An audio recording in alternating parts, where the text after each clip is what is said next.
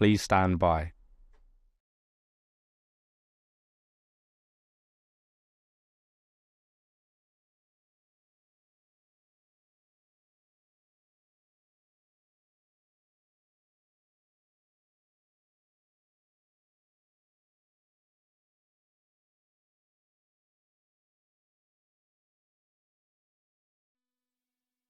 This is the broadcast from City Hall, the home of the Greater London Authority. Please stand by.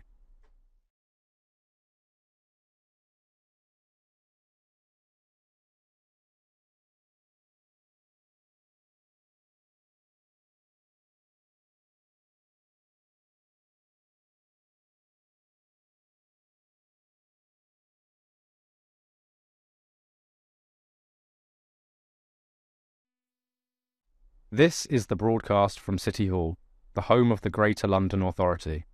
Please stand by.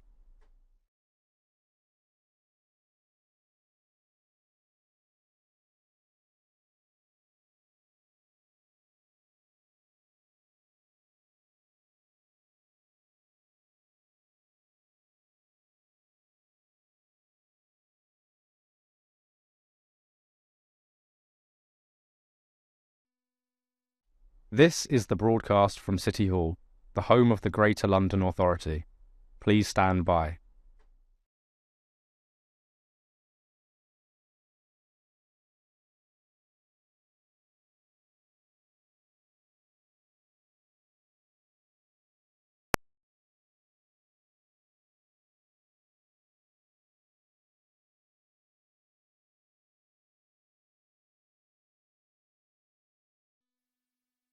This is the broadcast from City Hall, the home of the Greater London Authority. Please stand by.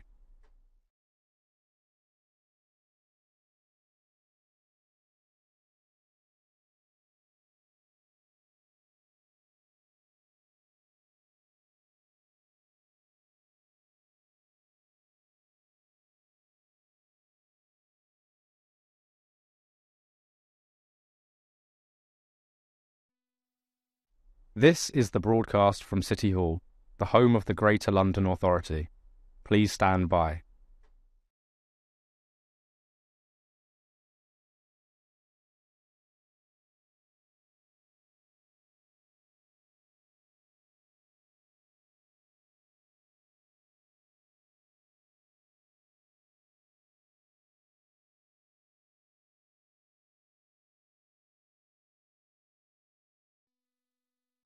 This is the broadcast from City Hall, the home of the Greater London Authority. Please stand by.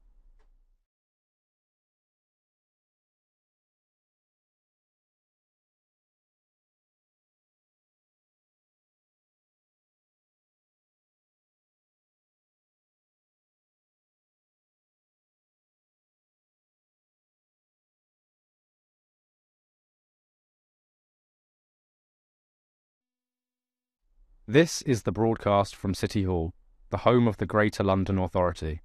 Please stand by.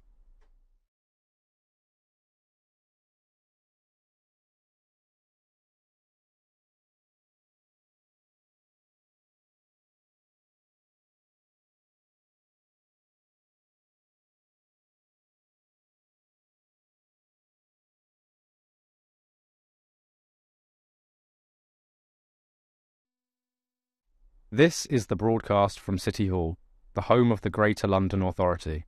Please stand by.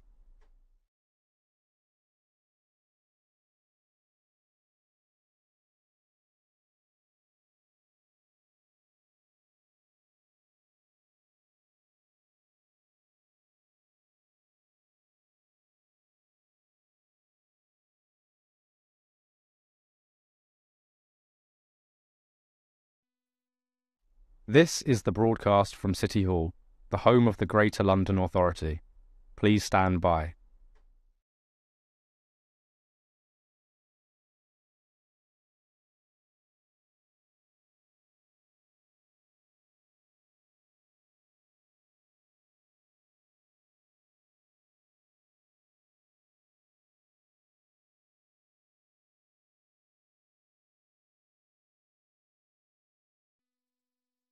This is the broadcast from City Hall, the home of the Greater London Authority.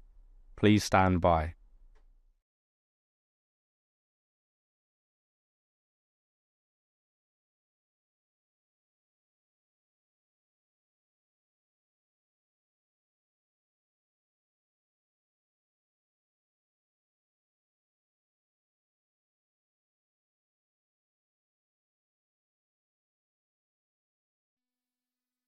This is the broadcast from City Hall, the home of the Greater London Authority. Please stand by.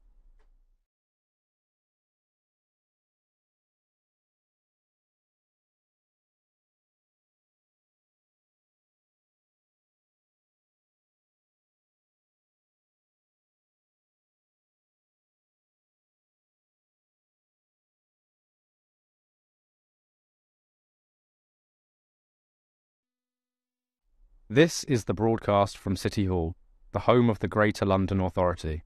Please stand by.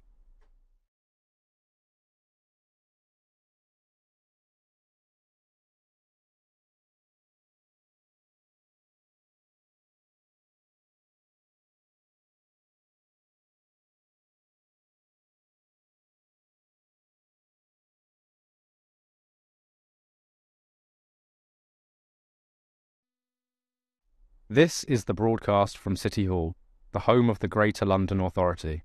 Please stand by.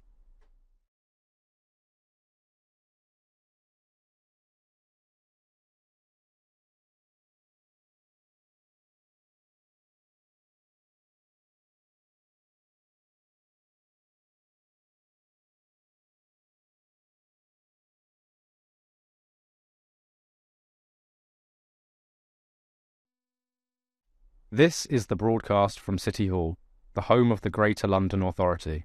Please stand by.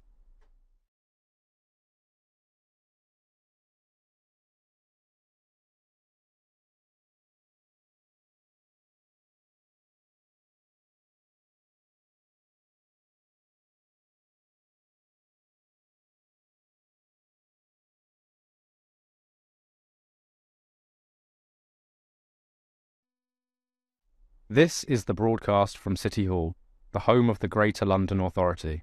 Please stand by.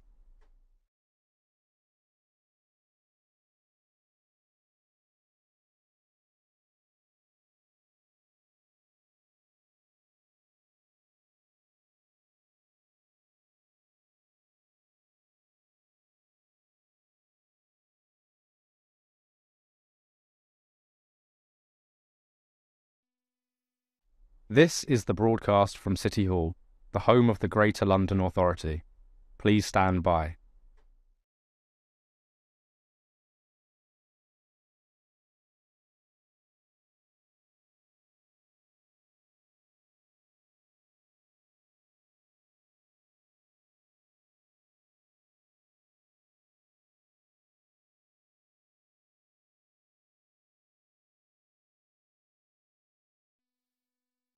This is the broadcast from City Hall, the home of the Greater London Authority. Please stand by.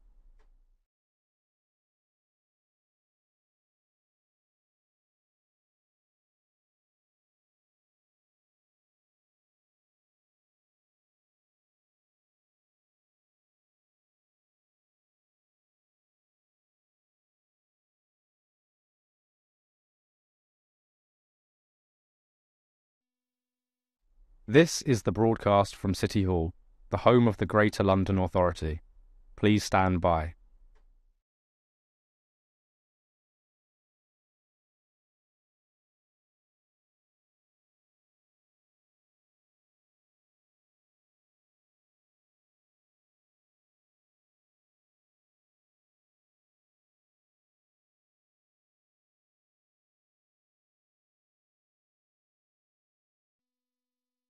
This is the broadcast from City Hall, the home of the Greater London Authority. Please stand by.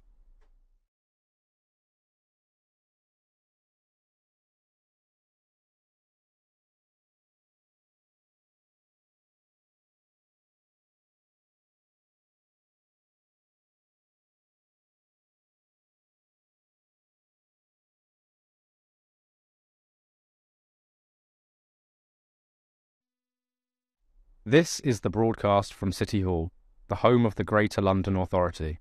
Please stand by.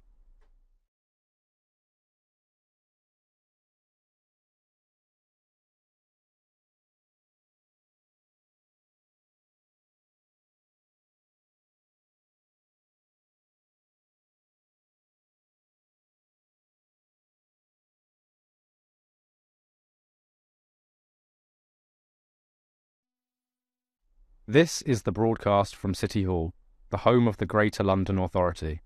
Please stand by.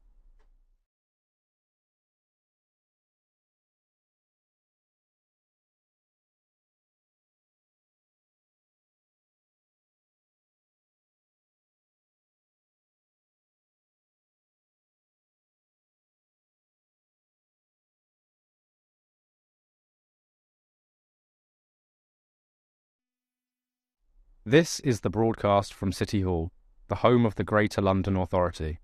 Please stand by.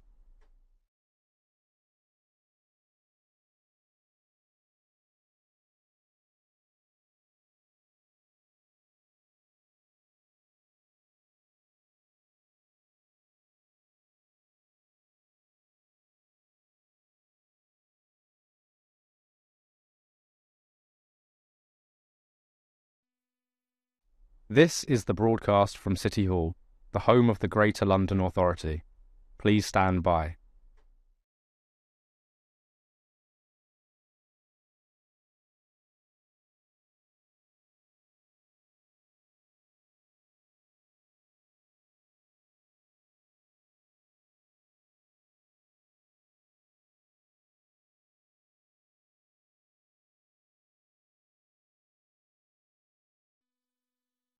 This is the broadcast from City Hall, the home of the Greater London Authority. Please stand by.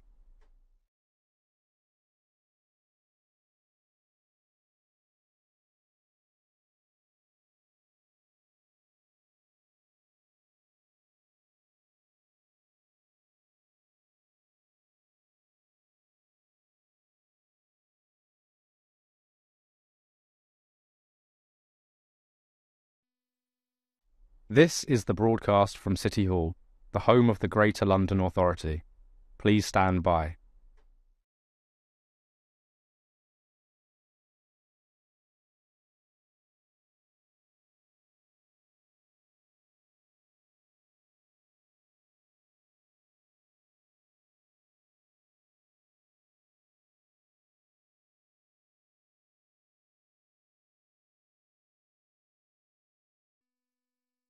This is the broadcast from City Hall, the home of the Greater London Authority.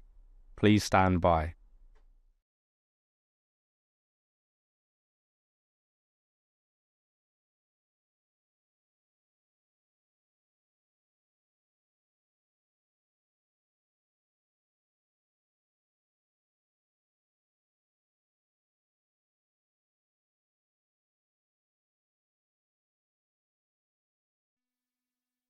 This is the broadcast from City Hall, the home of the Greater London Authority. Please stand by.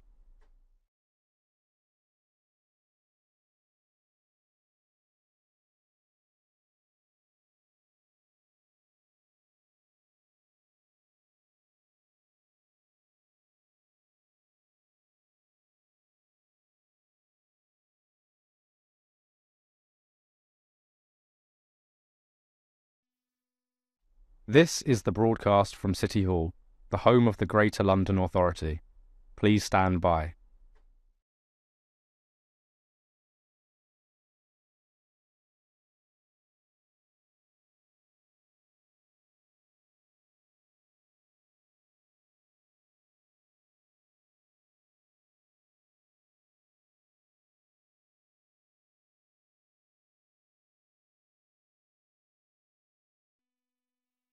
This is the broadcast from City Hall, the home of the Greater London Authority.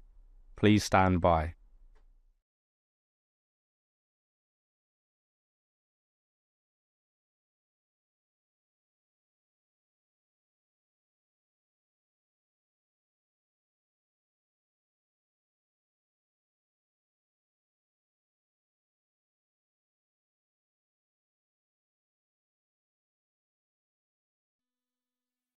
This is the broadcast from City Hall, the home of the Greater London Authority.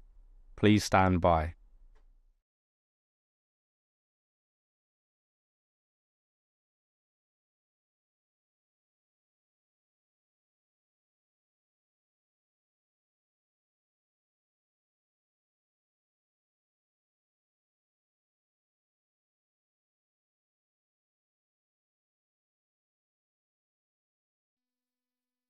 This is the broadcast from City Hall, the home of the Greater London Authority. Please stand by.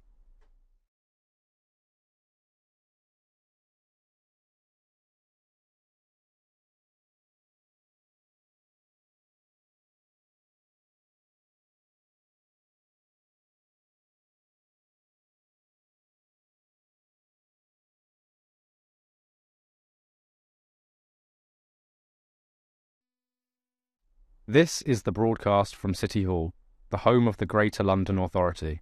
Please stand by.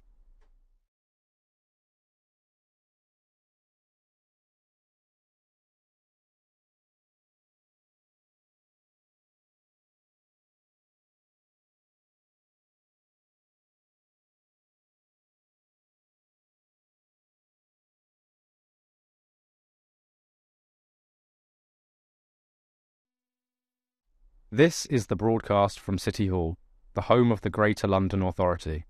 Please stand by.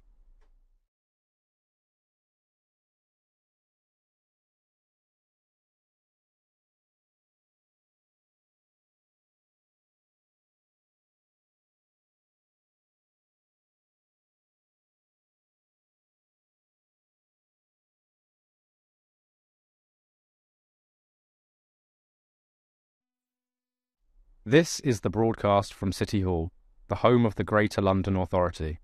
Please stand by.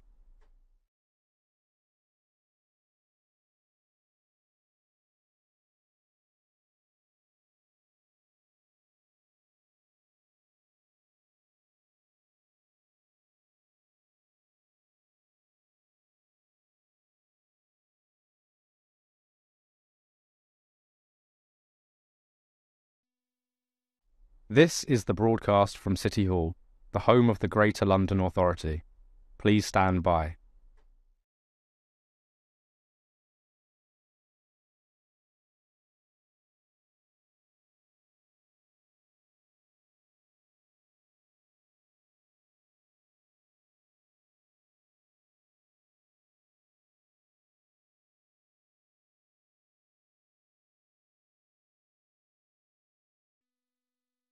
This is the broadcast from City Hall, the home of the Greater London Authority.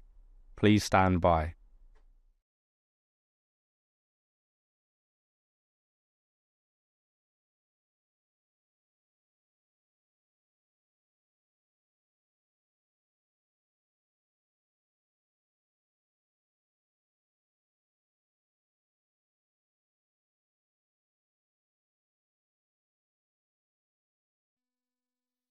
This is the broadcast from City Hall, the home of the Greater London Authority. Please stand by.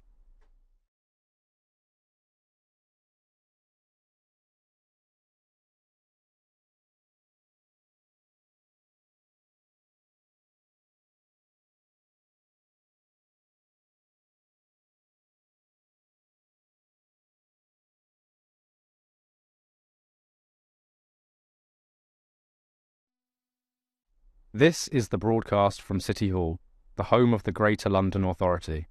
Please stand by.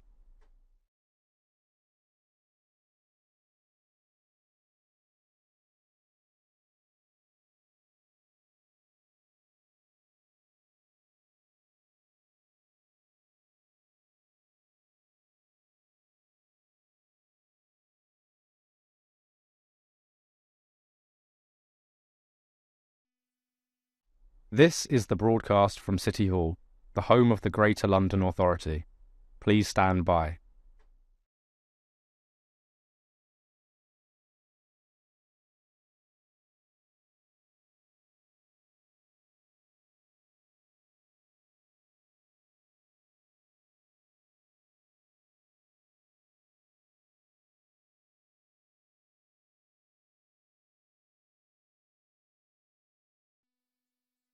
This is the broadcast from City Hall, the home of the Greater London Authority. Please stand by.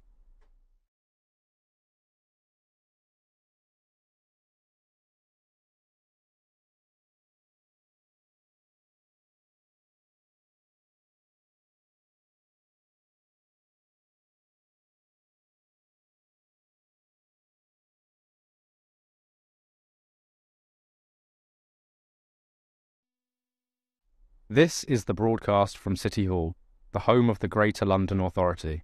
Please stand by.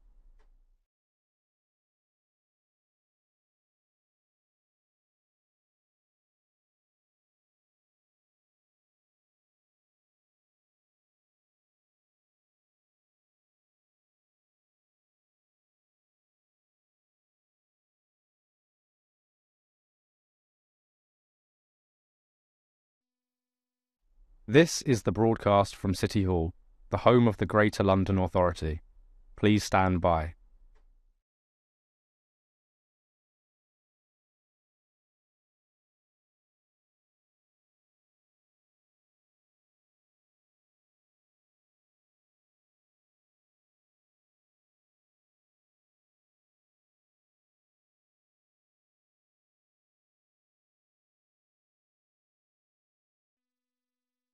This is the broadcast from City Hall, the home of the Greater London Authority.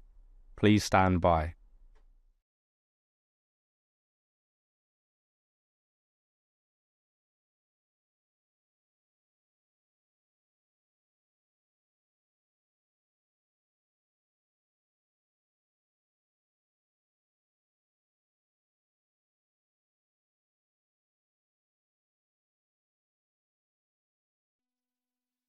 This is the broadcast from City Hall, the home of the Greater London Authority. Please stand by.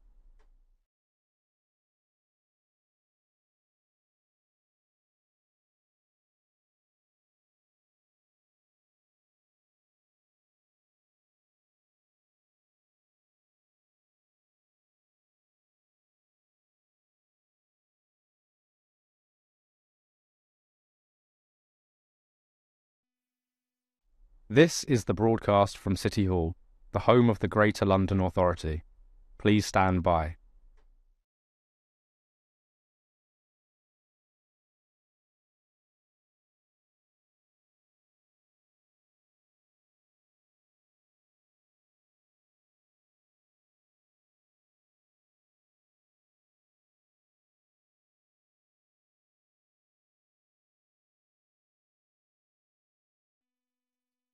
This is the broadcast from City Hall, the home of the Greater London Authority. Please stand by.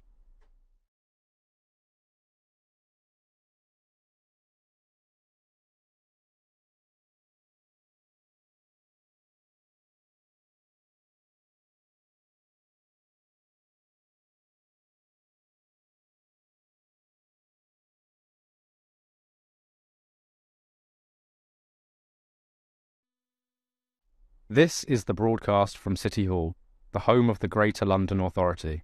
Please stand by.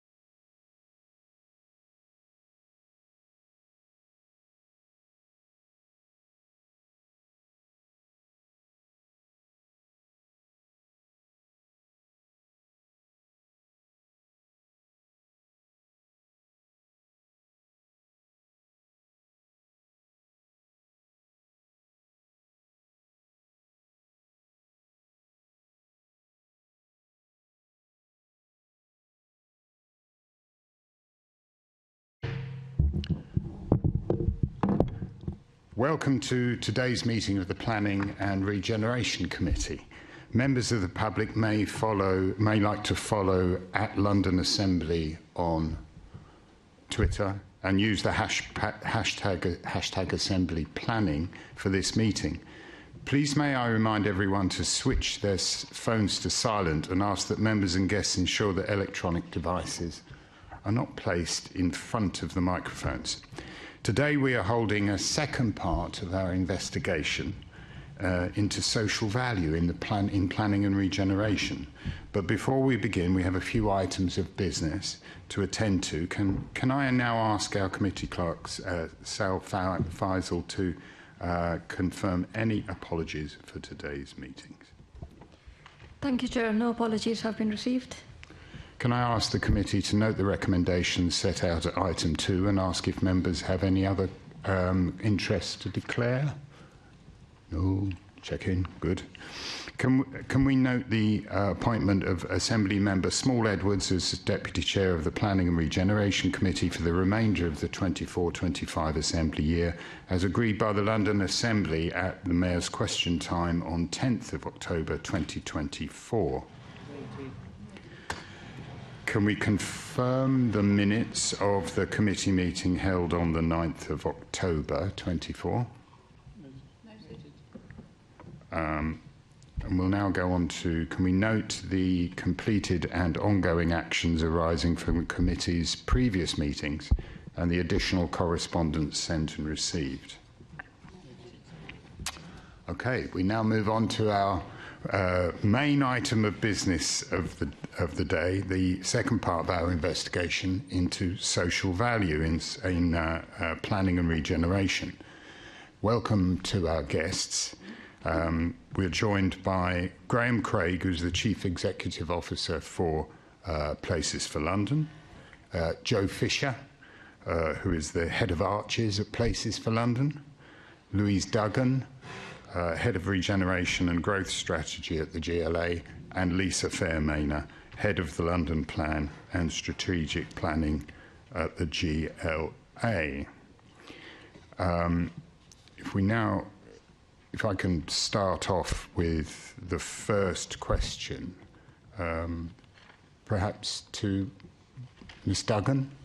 How does the GLA and Places for London interpret and apply the concept of social value in its planning and regeneration work? I can speak on behalf of the GLA, but I'll leave it to Graham and Joe to speak about Places for London. I head up the Regeneration and Growth Strategies unit, as you're aware. That also has a matrix unit that goes across TfL and links into some of the spatial planning team there, and then we're called the Place unit, so that might be where some of that confusion has arisen. So essentially, social value is something about sort of strengthening the civic infrastructure, the building blocks, the physical spaces and places where we come together, but it's also about helping and supporting the civic networks, so the people that run those places, the people that use those places. And essentially, the work that we do is a mix of delivery, it's thought leadership, and it's some advocacy and sector engagement as well. In terms of sector engagement within the built environment, we work particularly around the diversity of the built environment sector, because we recognise that a built environment sector that reflects the community it serves is better able to serve the needs of those communities. But we also engage with sectors that we recognise deliver significant social value and that have a footprint in places and spaces across the city. So, for example, our Streets and Covered Markets programme, where we know that there's significant social value delivered. So essentially what we have is a breakdown of projects and capital delivery. We have thought leadership through research and engagement with sectors. And then we have that a kind of a figure of 8 that means that what we understand from project delivery is brought into that thought leadership, and what we discover in that thought leadership is fed back into future programme design and project delivery processes. That describe to me what that thought leadership, how that looks. I mean, how do you come up with a thought leadership committee, or you know? Well, I mean, it's about understanding, you know, on the one hand, project delivery and what you discover by working with and for communities, and the physical and the financial and the project management dimensions of how you do that well. When good things happen on a programme like the Good Growth Fund, for example, the evaluation allows us to kind of decipher the lessons that have been learned, to share those lessons more broadly, and to improve the way that we design future programmes. So that's one dimension of thought leadership. The other is the more kind of research-based work. So, for example, if we are you know, speaking to colleagues in the London Plan team, or speaking to colleagues, you know, from anywhere within the kind of London government ecosystem, and we see that there's something emerging as a topic, our Good Growth by Design programme is able to work with our mayoral design advocates to work with networks of professionals and practitioners and define kind of interesting emerging pieces of research and then work on those. And some of those things relate to, for example, designing for women, girls and gender diverse people, designing for child-friendly city, or indeed some work that we've done a number of years ago around civic infrastructure and its role within the city. Thank you.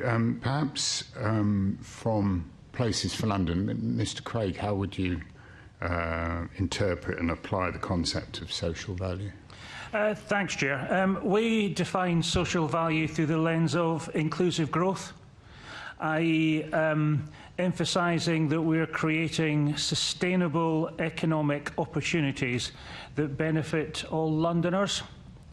And so we look at that through that lens of inclusive growth. How we manage our existing customers, the tenant base of 1,500 tenants plus that we have across London, 95% of whom are small and medium enterprises. We look at that lens through our development programme, where we have a programme to bring forward 20,000 homes, targeting 50% affordable, not simply in terms of the quantum or tenure of what we're seeking to develop, but also the way in which we are going about it. For example, the work that we're doing in order to bring young people from across London to educate, inform, hopefully enthuse them about the built environment. Also recognising the opportunity that we have because of the scale and longevity of our work. We also can invest in, for example, construction skills. So really it's for us, as the organisation's name suggests, Places for London. We're interested in designing, developing, curating, managing places, not just in London, but for London. And in that context, and in the context of inclusive growth, we're seeking to do so in a way that benefits all Londoners. Is there, do you ever interact with the GLA planning team when, you know, who are responsible for the London plan? Yes, we work with the planning team, of course, on every project that we bring forward more broadly. As a member of the GLA family, we have contacts with our colleagues in GLA planning, but bluntly across all elements of the GLA. But specifically in regard to social value, or is that something that you've liaised with them before about? Yes, we continue to strive to maximise the social value that we bring forward on our own estate. The committee probably haven't looked at their inboxes yet, but we've just written a new short paper, We Make Places for London Together. So that's a paper that we produced that sets out our aspirations on social value. We worked on it with the Deputy Mayor for Transport, Seb Dance, who adds his own words at the beginning of the report. And really this for us is the setting out in writing what our aspirations are on this estate. We absolutely recognise that in terms of social value, and in particular the measurement of social value, this is something that the industry as a whole is still seeking to quantify in the best way possible how can you measure social value and how critically can you use those measurements to drive the right outcomes, in the same way that we've done, for example, with sustainability, where I think 4 years ago we began the journey of having a sustainable development framework, writing down our approach to sustainability, sharing that information, this programme, the Sustainable Development Framework, with its 97 KPIs. We are now ranked by GRESB, Global Real Estate Sustainability Benchmark, by them as 5-star, and indeed the highest rated sustainable residential developer in the UK, and the 4th highest rated property company of any type in Europe. That demonstrates for me the work that we've done from a sustainability point of view.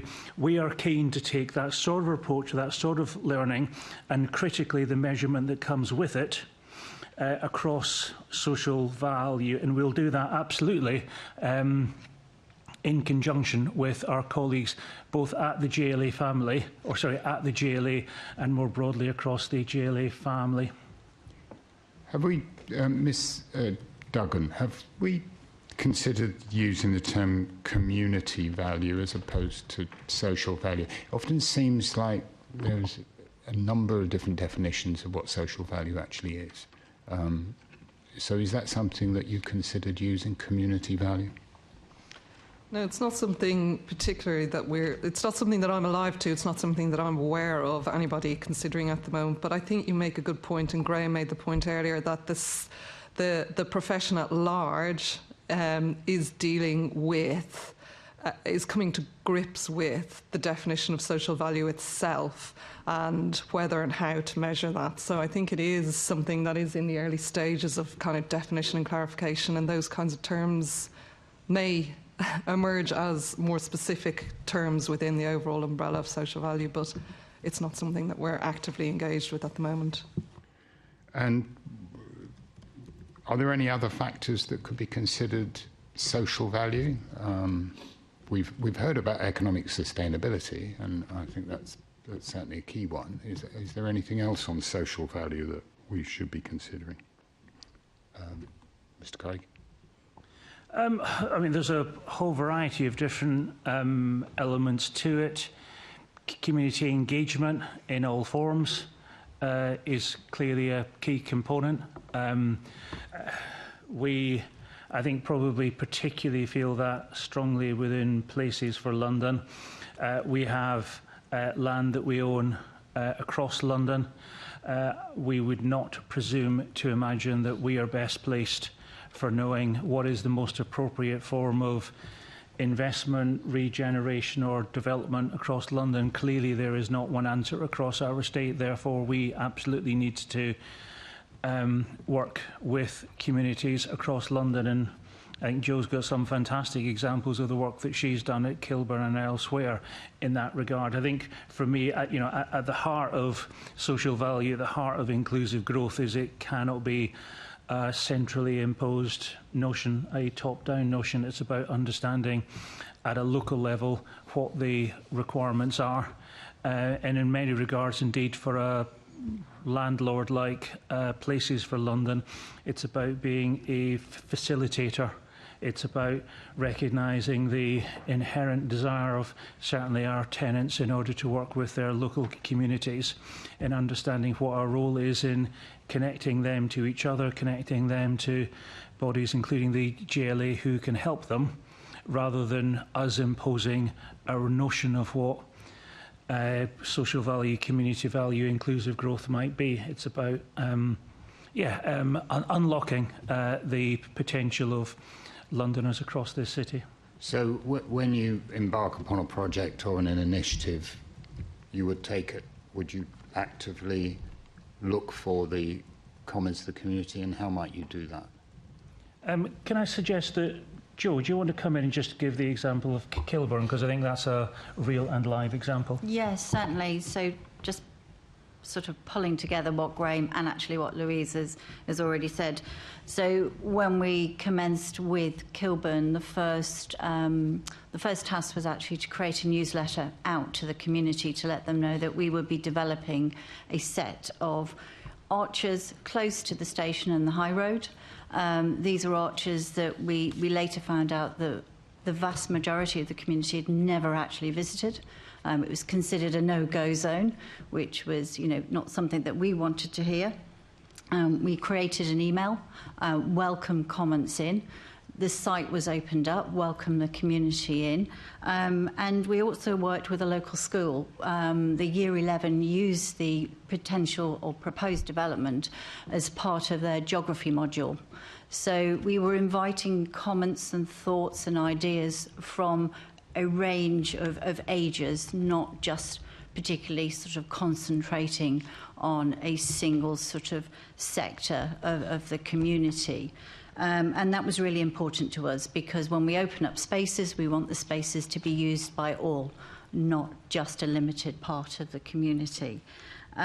With that as well, we worked with the GLA on ensuring that this safe, and I think it's the second site to go live, we're already under construction, for safer places for women and gender diverse. So the design was specifically, we had female architects on board, working with Louise and her team on that.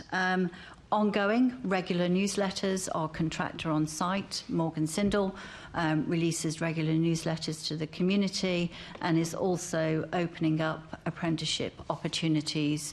And we ourselves had the construction skills that we invest in visit site. So it is very much about talking to the community. What are the community looking for in terms of that end user, which is really important to us. Probably, can I just prompt Jo to say a couple more things, because I think as extensive as she was, there was things that she didn't say. I think, Jo, can you just talk about the extent to which you can't just issue an email, you can't just open it up. You've got to think about the times, the opportunities. How do you attract more than just the usual sort of people who will come along?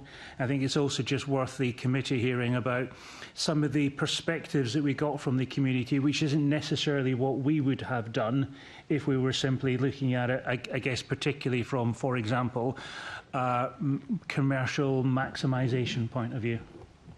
Yeah, we're very much not looking at what we would call rent max. We're looking at sustainable SME businesses that will invest in the local community, bringing in the opportunity of more jobs. So in reaching out, it was important that we spoke to various groups across the community to understand what the community needs were. So it wasn't a case of us just instructing an agent, as you would find on any other site, and inviting offers in. We were very much directing and communicating with the local community to find out what were the businesses that they would like to see being brought in. We'd given assurances to Camden that we wouldn't in any way threaten the high street or impact the high street. So that was important. We were collaborating, and this site sits between two boroughs, Camden and Brent. So we were liaising with the vacant units as well. We were very conscious that we had voids while we were developing designs, and we worked with local charities, in particular Camden Collective. So there was an opportunity for community groups to use the space while we were pulling together our designs and waiting for the planning to go through. So you gave them meanwhile usage? Yes, we did, yeah. This is kind of beautiful. It's like we orchestrated this, but that sat within a context where there was some innovation being supported through the High Streets Challenge Fund, which is the fund that was issued during COVID, if you remember. And that fund in particular focused on the need to make space to grow connections because we were so separated during that time. So as part of that, and reflecting the fact that it was a borough boundary, those are the spaces that tend to get a little bit neglected. Brent and Camden came together and, working with Power to Change, started to prototype this model called a community improvement district. And that builds on and complements business improvement district models, but it takes in the community point of view, which I think comes back to your point earlier, Andrew.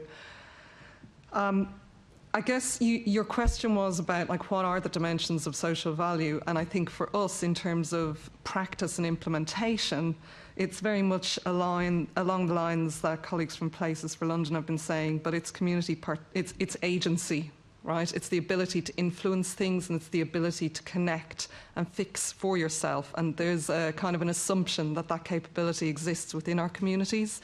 And like Graham was saying, it's not something that we issue as an instruction to communities. It's something that we support to emerge from within communities, if you see what I mean. So there's community participation, there's co-design, local authorship. All of those things are the things that make people feel like the change that's happening in their neighbourhood is happening with them and not to them.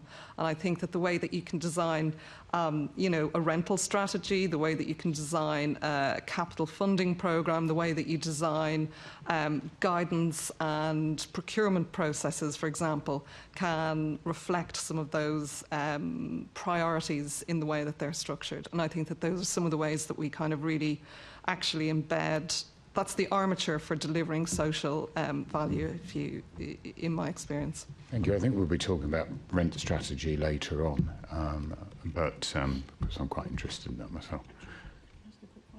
Certainly, Assembly Member Garbett. Thank you. Thank you for describing an example. I think that's really enlightening. I just wondered, in that example around the Kilburn Arches, if you can describe a bit about the current. You said there were voids, so I'm assuming some of them had people in them already working, and I just wondered what the engagement was with the people that were already there and what their contribution was to the understanding of the social value in their area. Yeah, so when we inherited, as a team, when we inherited Kilburn, there were already voids. When I say voids, part of the 10 arches, the original business had already vacated.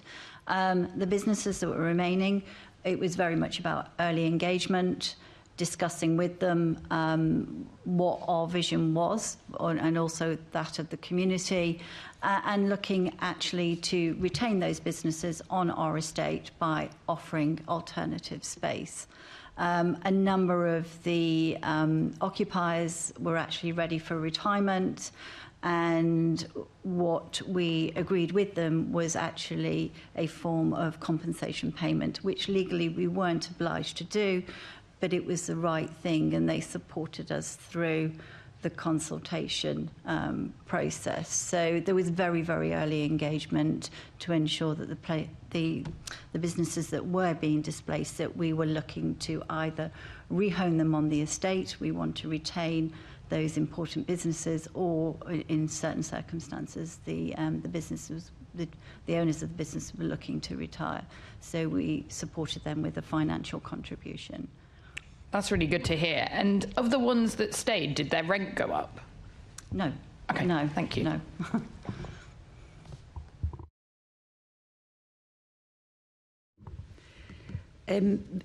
Thanks. Yeah, sorry, I just wanted to come in. So I am not familiar with the Kilburn project, but I've got some questions, which is, so businesses were displaced. Why were businesses displaced? Unfortunately, due to many years of underinvestment in the arches, it was necessary for us to relocate businesses out while we refurbished. It was significant. It's a significant major construction project, so it wouldn't have been safe for them to remain on site. And we've opened up. So what were they able to return then?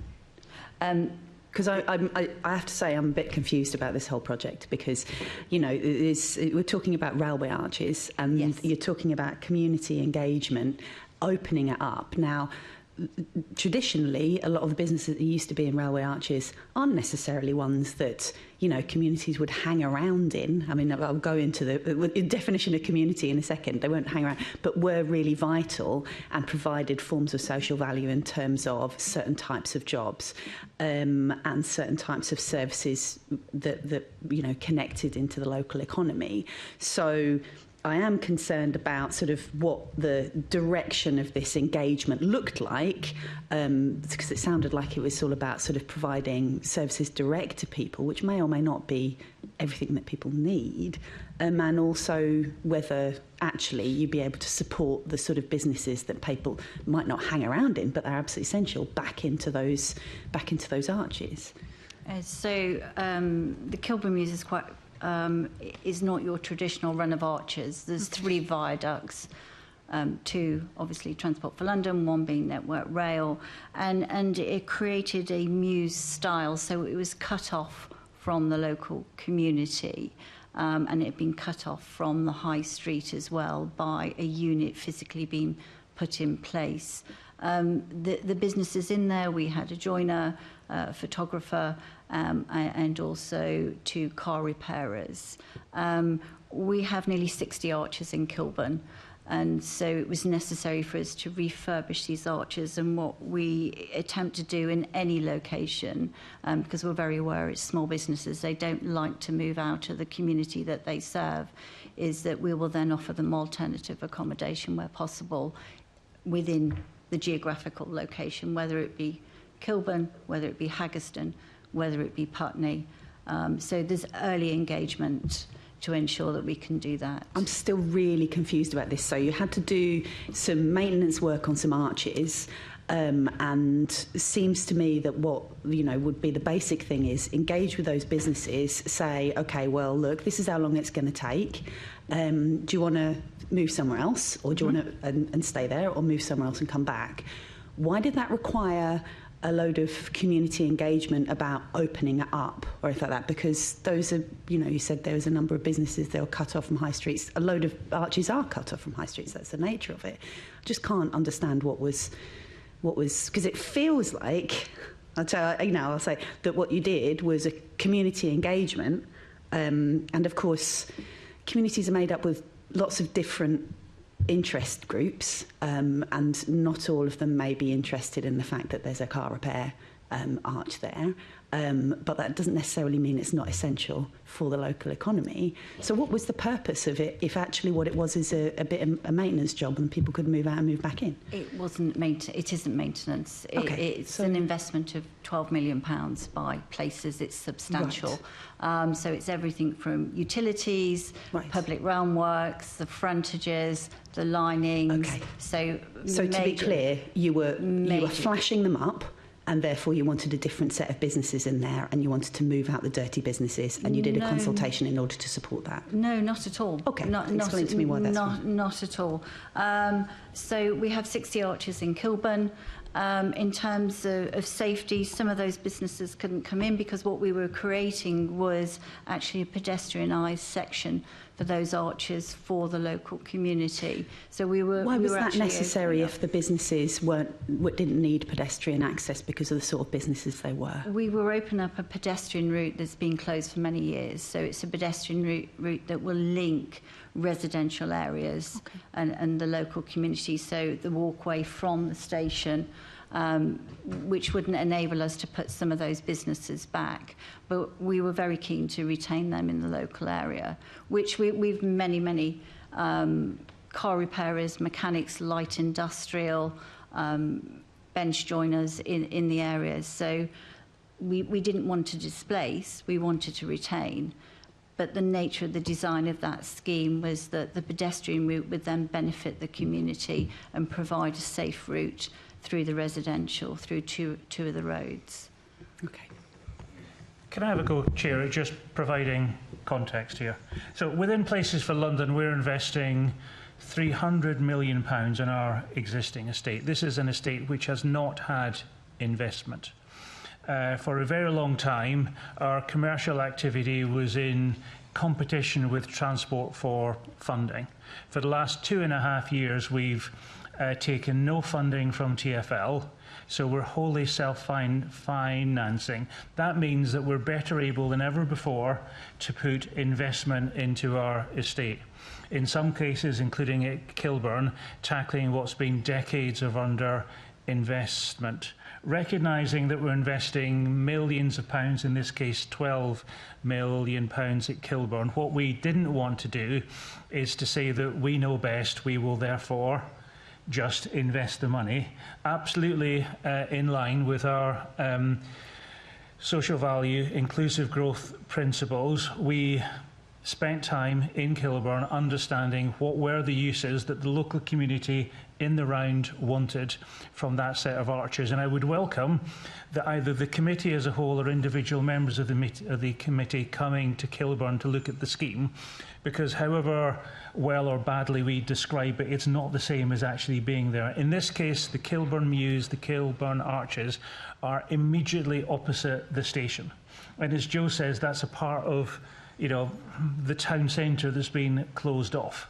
We spoke to local people. Local people didn't know about what was there. They didn't feel it was an attractive, safe area. They told us what it is that they wanted.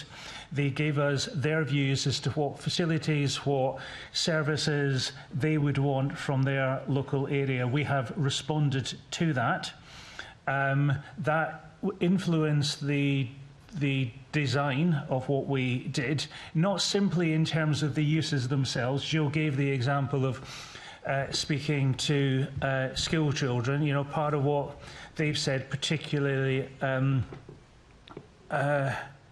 women and girls, is the extent to which they didn't feel safe, and therefore the lighting regime, the other things that we've done, is seeking to make that a more accessible location, providing services that local people have told us what it is that they want. Now, where that's had an impact on existing tenants, we've sought, as Joe said, to retain those existing tenants in the local area. I think, okay, wait, you're just getting in the way of Assembly Member Small Edwards, but you can. Just really quickly on that. So obviously in estate regeneration, there are some really clear solid principles about the rights of tenants, should there be an estate regeneration, that if there is work, even if it's extensive work, including demolition and rebuild of their homes, that they return to those sites and they're guaranteed a home at their previous rents and so on. That is something which is well established in the GLA and its approach to development of new homes and regenerating places.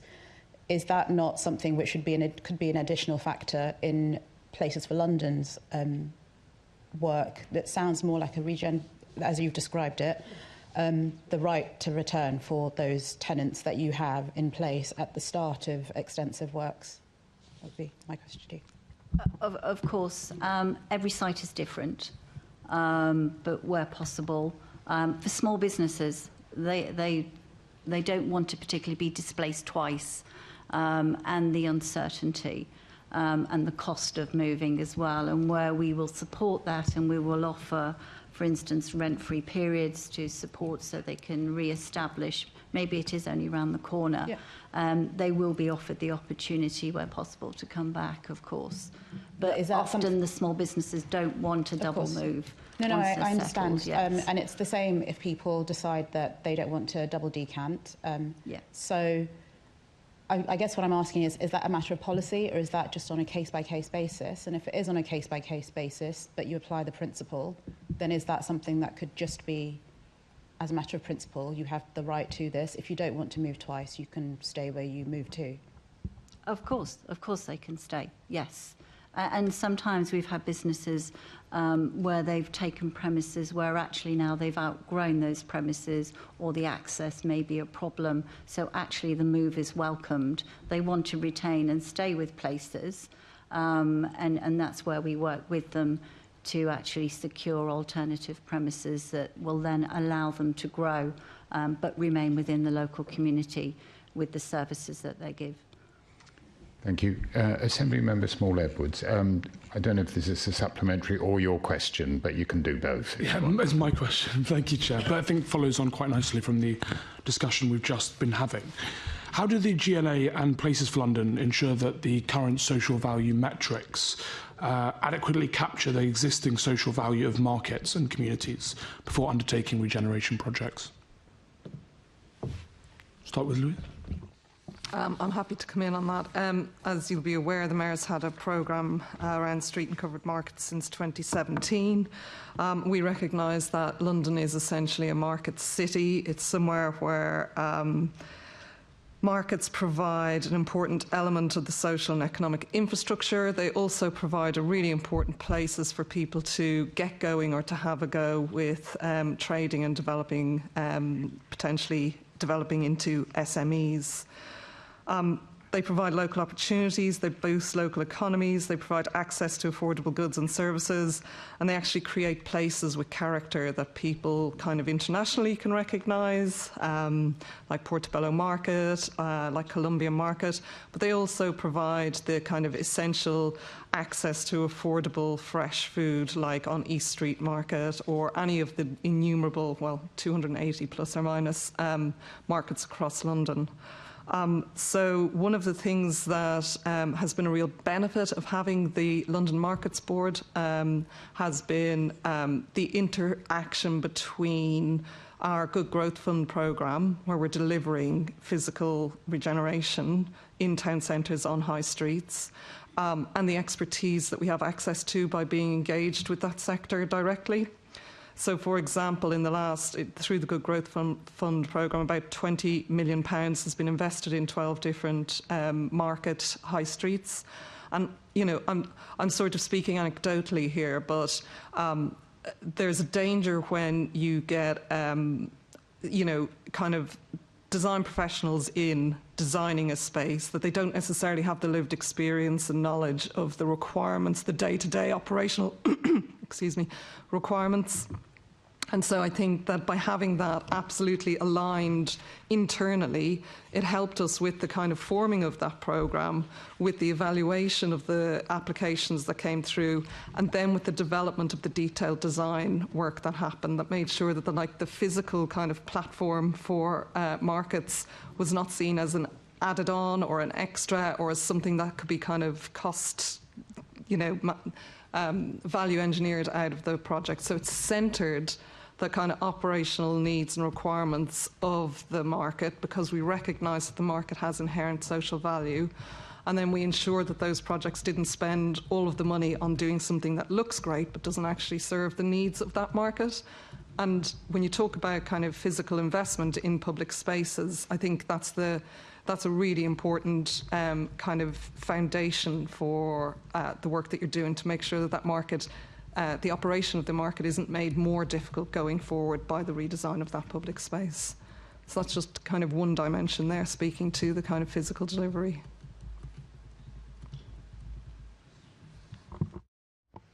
It's probably best if I use Seven Sisters Market maybe as the example.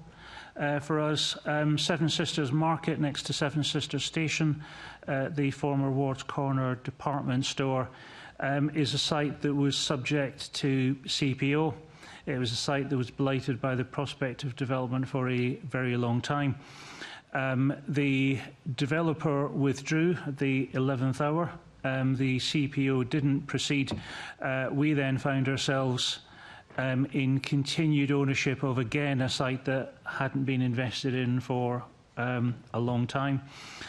The state of the building fabric was such that actually we became concerned about the safe ongoing running of the market. We were forced in the end to close the market. Since then, or in the period since, we've been working with the former market traders, working with the local community around the market, working with the borough, Haringey, working with the GLA, including taking a member of the GLA team on secondment into Places for London. We recently went through an exercise, an expression of interest. Previously, there'd been two different trader groups who'd expressed an interest in the running of the market. There is now one.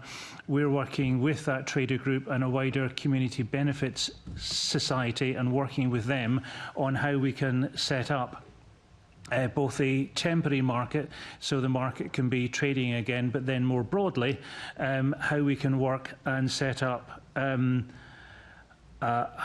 a mechanism whereby we can put in the investment, and I think it is beholden on us to put in the investment to make sure the building fabric is safe. There is an opportunity here, but ultimately then to create a sustainable community asset. That means that long term, there will be, with a Latin market at its heart, a community asset at Seven Sisters going forward.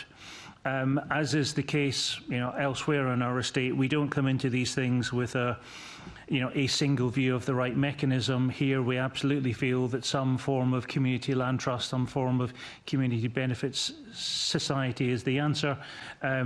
We are keen to retain the market. We're keen to recognise as an opportunity for wider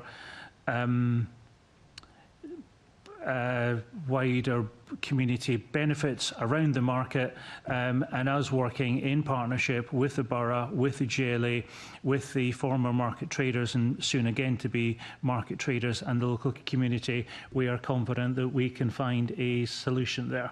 So we're absolutely committed to and understand the benefits that markets provide. Not all markets are the same. So again, as everywhere else, it's about understanding what's the local community requirement and what's the most appropriate role for TfL, for places to have in the context of ultimately being successful through partnership. Thank you. And what specifically is done to ensure that traders, existing traders, benefit from these regeneration projects?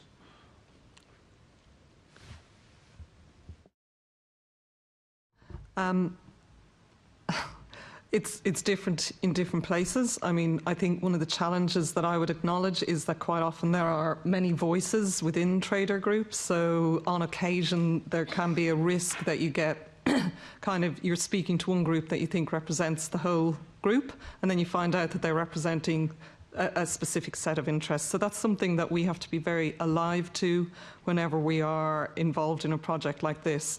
And I guess for me, again, it always splits into two. There's that kind of strategic sector engagement through the London Markets Board, and then there's the delivery and implementation. And when we do delivery and implementation, what we are doing is working, we've awarded funding to a partner to deliver, and we as a team add value in terms of the experience that we have in-house around how you commission and how you scope and commission work effectively within a certain context. So I guess as a baseline, social value is what we're talking about here now. And as a baseline, all those expectations that I was speaking about earlier in terms of agency, in terms of engagement, in terms of the authorship, the assumption would be that those conversations are happening in a constructive way with usually the borough that owns them, but not always.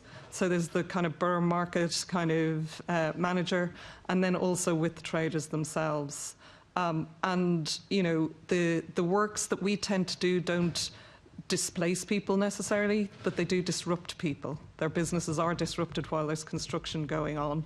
So there's the speaking to them, engaging with them, making sure that you're not captured just by one kind of group, coming to a kind of a balanced, equal, coming to a balanced view and being transparent about how you've come to that view, because you can't give everybody everything all of the time.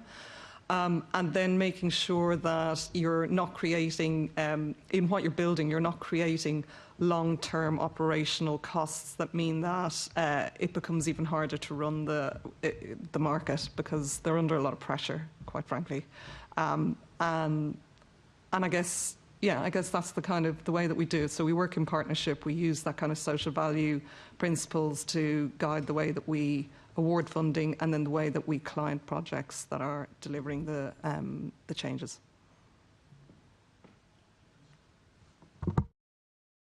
I don't disagree with anything that Louise said. It's probably just worth me. I mentioned earlier the challenge that we have is recognising that there isn't a single answer here, and you have to understand what's the appropriate way forward at Kilburn versus Seven Sisters versus Edgware versus Earls Court, across the network that we've got. I think the advantage we have is that we see 1,500 small and medium enterprises across London and are increasingly looking to see the social value that those businesses create. And I think one of the things that's worthwhile me just emphasising at this point is there is no dichotomy, there is no conflict between a commercially successful business and a business that's delivering social value. Businesses that are delivering products and services that people want in their local community will tend to employ more people. They will tend to be delivering more social value. They will tend to have more apprentices. That's the experience that we have on the ground, and increasingly we see and increasingly we measure the social value created, and we'll be in a position, we think, well, by the end of the financial year, we'll want to set out what is the social value created. Now, that's not, I'm not saying it's a direct correlation. I'm not saying that the more revenue businesses create, therefore, as a matter of fact, the more social value that's created. I am saying that there is not a conflict, because we see the social value that our businesses, and remember again, the businesses that we've got on our estate, 95% of whom are SMEs. And we see incredible value that's being created locally by commercially successful businesses who invest in apprenticeships, who invest in job creation, who invest in skills, who invest in their local areas. And it's one of the things of which we feel proud. At locations, and Seven Sisters Market is one of those, we are absolutely focused on how do we maximise the social value, and we accept that in some locations, and that's one of them, the creation of a Latin American market is something that we believe is important, and we have heard loud and clear is important in that part of London. Elsewhere, and Joe can come in on this as well now or in due course, we're interested in incubator space and how we can take the opportunity to ensure that it's as easy as possible for businesses to start up. And again, we will take a particular approach to the use of space, to rent levels, etc., in order to promote incubator space. But the general principle of there being, a dichotomy, a conflict between commercially successful businesses, those businesses that are delivering the products and services that local people want, and social value. I just want to say that based on our experience, based on our data, that simply isn't the case. Thank you for your responses. Thank you, Chair. Assembly Member Garbett. Thank you. It's really good to get another example that we can kind of use as an example of how social value works. And I think lots of what you said, and it was really good hearing you talk about the Latin American aspect of Seven Sisters, which is obviously one of its most kind of important features. And I just wanted to understand how you recognise that part of social value, because some of the things you described, and I used to work in the NHS working on social value, and they did kind of monetise it a bit and link it to kind of that economic rather than social value.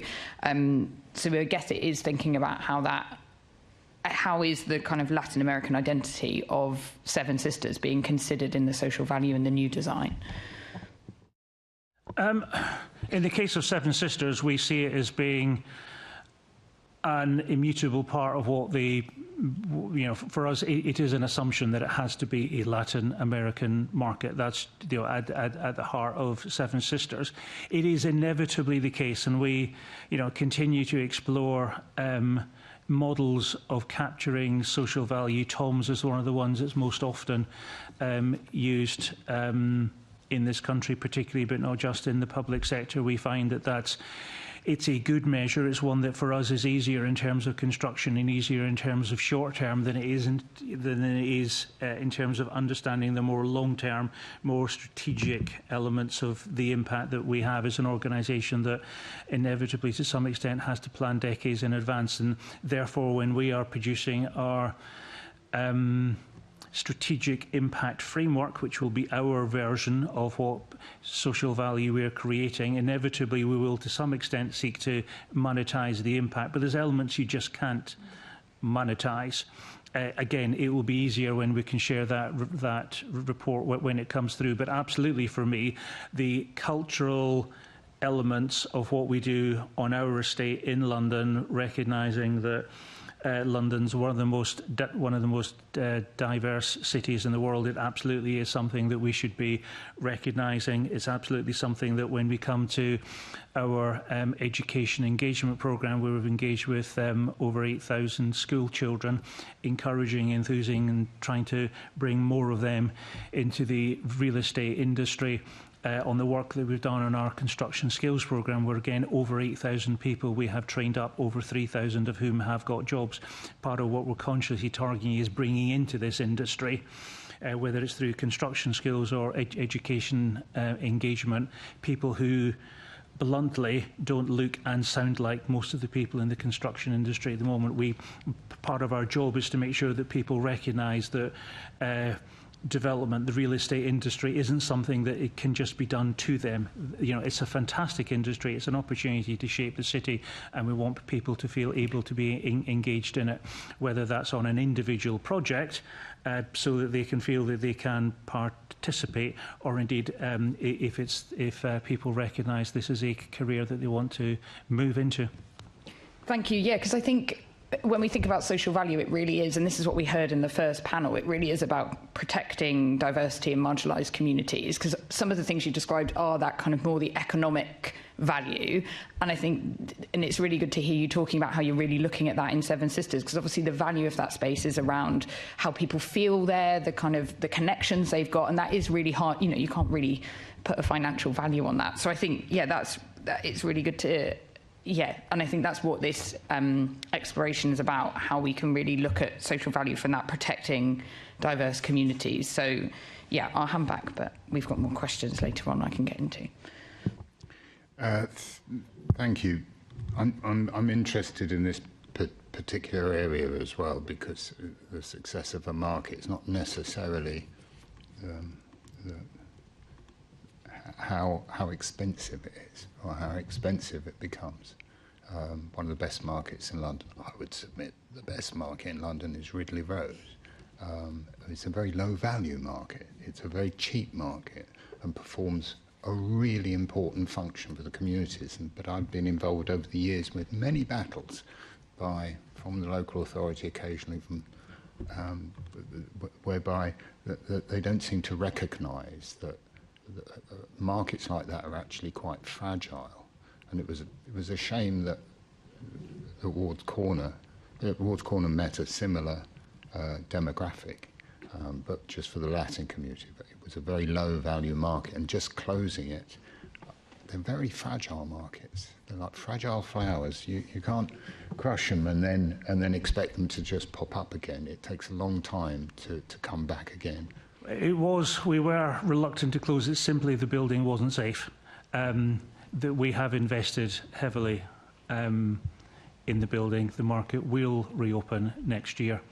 And you know, this is something that we recognise. We want to be a sustainable market going forward, absolutely retaining the unique characteristics that it had, and we would absolutely welcome, again, the committee as a whole or individual members of the committee coming to the reopened market. Or indeed, if you want to come in the meantime and see the works that are going on, we are, you know, completely, transparent about what we're doing, also proud about what we're doing and the investment that we're making across London. Well, I'll probably take you up on that.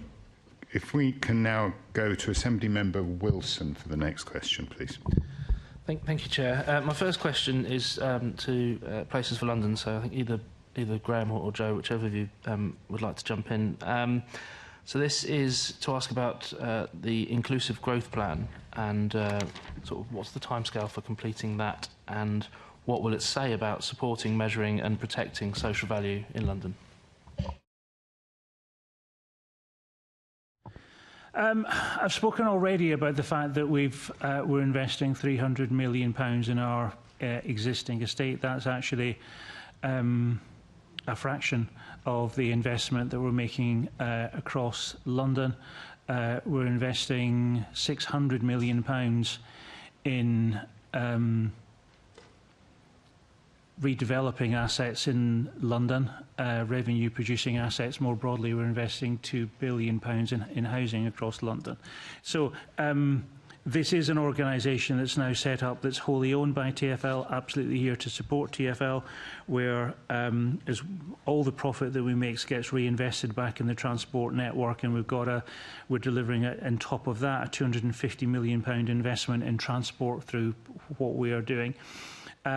And for us, again, I just want to emphasise that social value, inclusive growth, isn't something that sits separate to what we do. It's not, to me, to Joe, I think to the whole team, we feel enormously privileged to be in the position in which we are. We found ourselves, in my case, through a circuitous route from Edinburgh in London, and we love Edinburgh. So we love Edinburgh. I love Edinburgh. I particularly love London and the unique characteristics of London, and we are keen to retain those. We're keen to invest in those. We're keen to bring those forward. So from an inclusive growth point of view, whether it's at Kilburn, whether it's at Seven Sisters or Lockton Street or elsewhere across the estate, we see that what we're doing, every scheme should reflect the inclusive growth principles that we've set out. We know that the committee and others will judge us by, let me say, the worst of what we might do will be used against us. So we consciously seek to make sure that everywhere that we're bringing things forward, whether it's housing, whether it's commercial space, whether it's retail space, whether it's industrial space, we reflect those principles about investing to create growth that's for the benefit of all Londoners, and doing so in a way in which we work with, not simply take communities with us, but are driven by what local communities need. Thank you. And then a related question, I think also bringing in GLA as well, so Louise, if you want to jump in as well on this. So how do the GLA and Places for London assess and document and record the existing social value of a place before initiating a regeneration project? I'm happy to jump in on that. I mean, again, the mechanism whereby we invest, we don't kind of own or hold assets, so it's mostly through our funding programs. And so the way that we, I guess, would benchmark what's going on in a place before we award funding is through the application process. That's set out in the prospectus. Our prospectus will always have a social value dimension. In the Good Growth Fund, we invested some time and energy supporting applicants to understand the data that was available for free that they could access, and setting out a structure whereby they could act as a kind of a self-serve intelligent client to this, because we found that some groups were going out and paying somebody to do that work for them and not really getting good value. So that's a piece of work, and I'd be happy to share links to that. It's on the GLA website, but I'd happy to share links on that, because I think it was a really important stepping stone for us back in 2018-19 when we did that.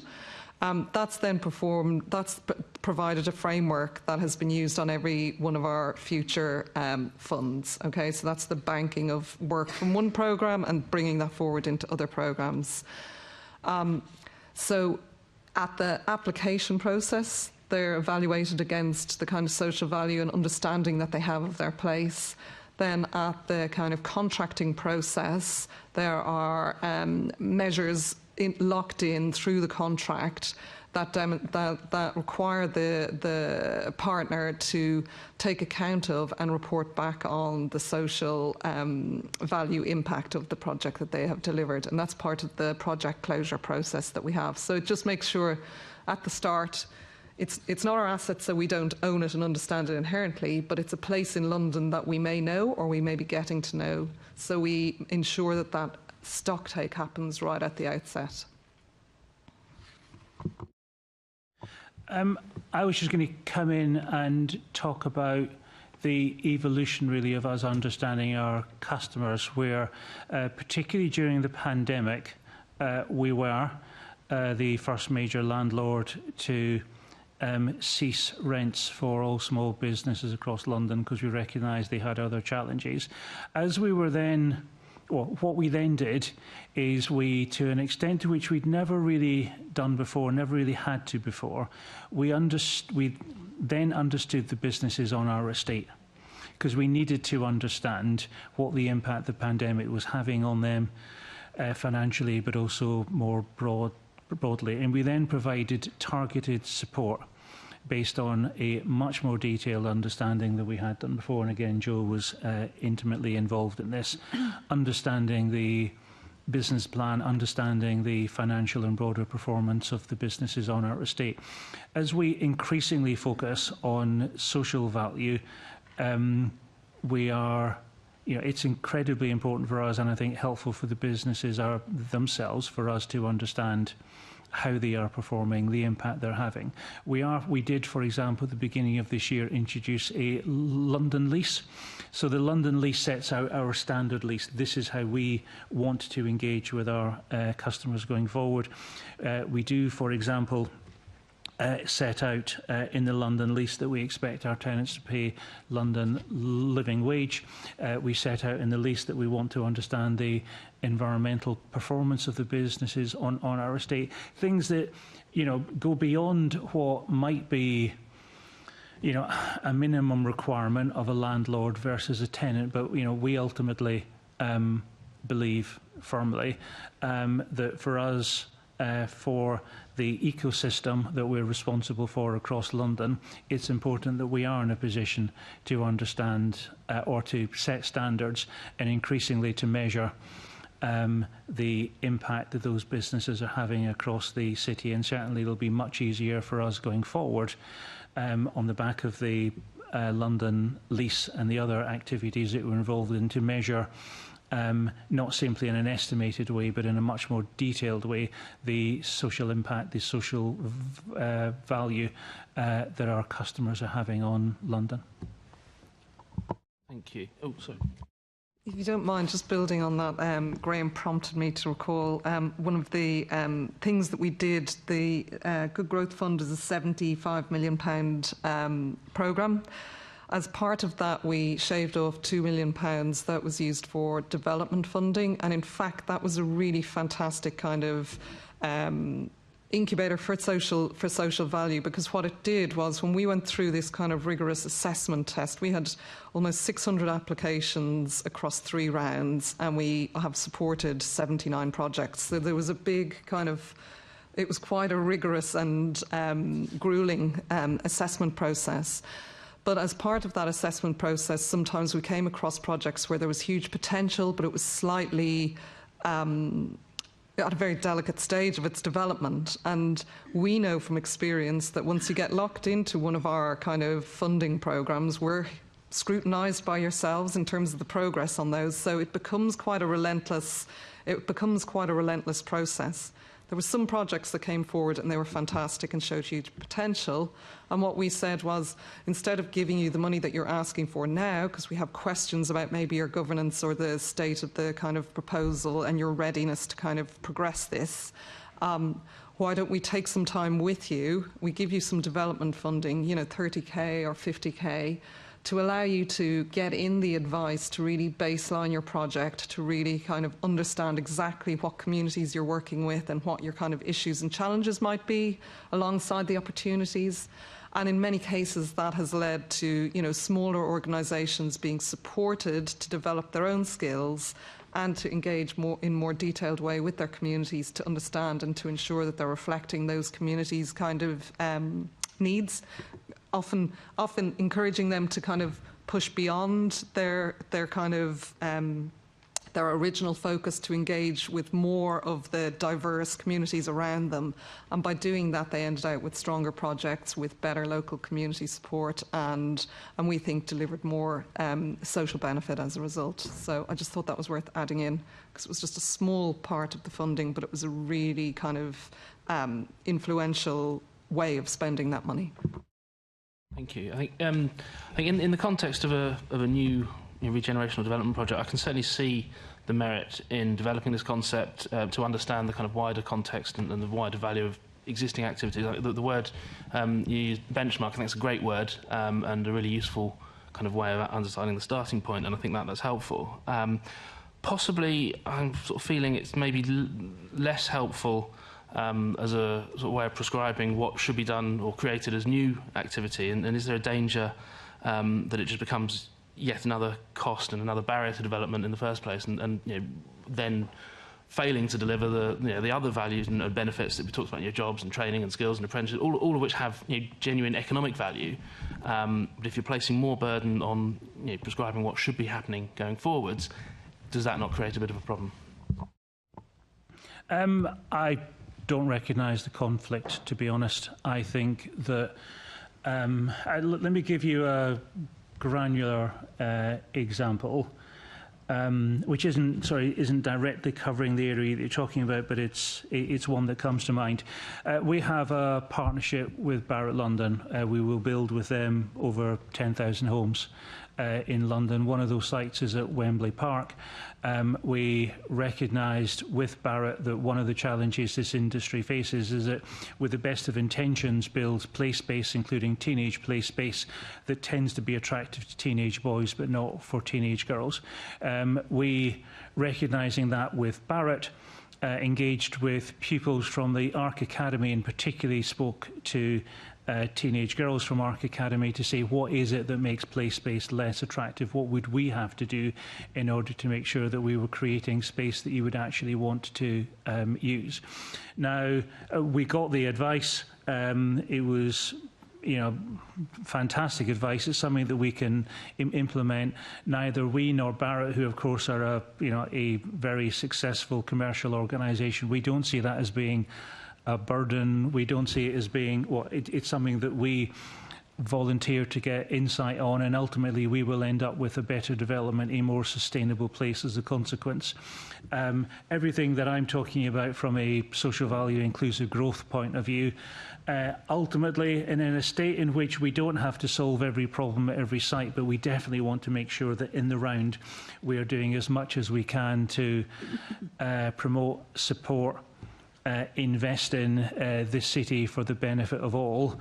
We encourage, actively encourage community engagement. We think that we will end up with better, more sustainable, ultimately in the round, more commercially successful enterprise as a consequence of the approach that we've got.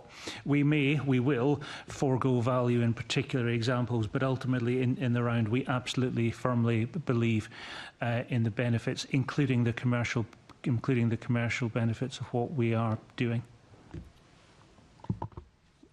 Thank you, Assembly Member Wilson. I guess what I would say is, I don't see that they're against each other, the commercial or the kind of social.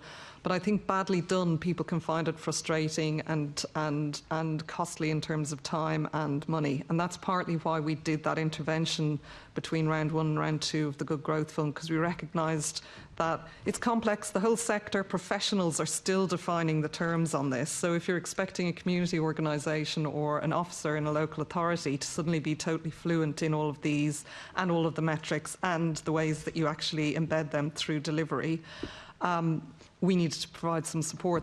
I think well done. What we are doing when we are supporting those projects is we are supporting them to express the value that they know is in their projects, and we are supporting and committing to supporting that through the delivery phase. So in a place like Wood Green, for example, Good Growth Funding delivered a whole range of projects, but one of them, which is probably most relevant to today's conversation, is the Rising Green Youth Hub. And that's a space that was co-designed with the users, the young people in Wood Green. And I think the really interesting thing about that is not only that there was that kind of embedding of a commitment to social value across the delivery process. Those young people are the people that are actually helping to shape the vision for Wood Green and are used as part of the group that influences and engages with the council on issues more broadly. So there's this resource, this space that's been delivered for and with young people, but there's also capacity that has been built within the networks of young people in Wood Green, which is a place that's experiencing a lot of change, and helping them to be at the table as that change is happening. So there's a wider benefit that accrues from really investing right from the outset through to the delivery and implementation. And I have to say that it won an award for the Best Social Value Project from the Thornton Education Trust Inspire Future Generations Award back in 2022. And I just think it's a really good little example. And if there's anything that you would like to visit in order to see some of these places in operation, we'd be very happy to help facilitate that. I'm conscious of time, but just quickly, if I could finish by going back to sort of the challenges of sort of definition and measurement, and we had a bit of conversation about that today, but also at the previous meeting we had a discussion on that, and I think there was a degree of agreement on the importance of being able to define and measure, and one of the contributors to the panel said that the important thing is that we have to be able to deliver it, which means you have to be able to measure it, and I think those two things kind of go hand in hand. But there was probably less of a clear conclusion on exactly how to do that. I note from, okay, it's slightly out of date now perhaps, because it's 2021, but I note from a survey of Social Value UK members, so you'd imagine those to be amongst the biggest evangelists for the concept and using it. 61% of respondents said social value is important. 51% said they've used social value data in their organisational decision making, and 31% of respondents said their organisations have changed their social value management practice. So if even the kind of the biggest advocates are sort of struggling to make full use of it, how is that just a question or a problem of measurement and definition which we can overcome, or how far are we from actually turning this from being something which is a very interesting thing to be talking about, and it's, don't deny that at all, but actually turning it into something that's really kind of practical and can be actually useful way of measuring things alongside and over and above the more kind of tangible economic benefits that we all know an awful lot more about. So I'm firmly of the view that you manage what you measure. If you are in a position to be able to measure something, you are more likely to be able to make sensible investment decisions where you can measure what the outcome is. That's absolutely true. And again, I say that as the chief executive of a company that was identified as the fourth most sustainable real estate organisation in Europe. I do, however, think that particularly in this space, we also shouldn't not do things simply because we're not yet in a position to measure. I think we are continuing to evolve the measurements that we use. I would welcome the opportunity to come back to the committee in the future when we've got our strategic impact framework and discuss, well, either in a committee session or offline with the committee, what we believe that shows us. But let me give you one example of something that we're doing which isn't currently measured but we think is absolutely worthwhile, and that's our Responsible Business Skills programme that we're taking forward with Heart of the City, where we're and this is under the auspices of, if the businesses on our estate are successful, we will be successful. There is no conflict between us and them. We want them to be successful. So we are paying for 34 of our customers, 34 of our tenants, to be trained over the course of this year on understanding sustainable practices. So that's energy efficiency, water reduction, community engagement, it's business resilience, so that they understand how to adapt to changing market conditions.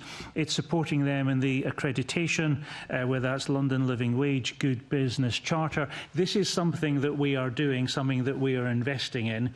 Can I sat here say that I understand per pound that we're spending on that we can measure the impact? Sat here, no.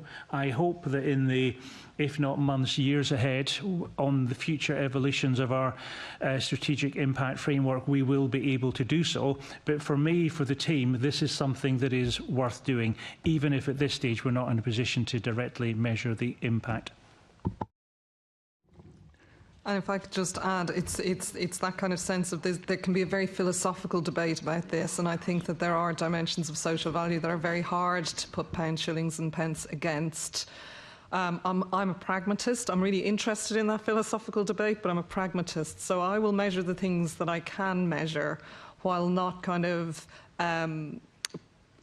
preventing the things that can't be measured from happening. Okay, and I think this is about being data informed rather than data sort of driven. It's like you use the data and you add the kind of the human experience and expertise to interpret that data and to use that as a way to direct investment. So on our civic partnership programme, that programme for the first time used city level data to identify 12 places that we would support.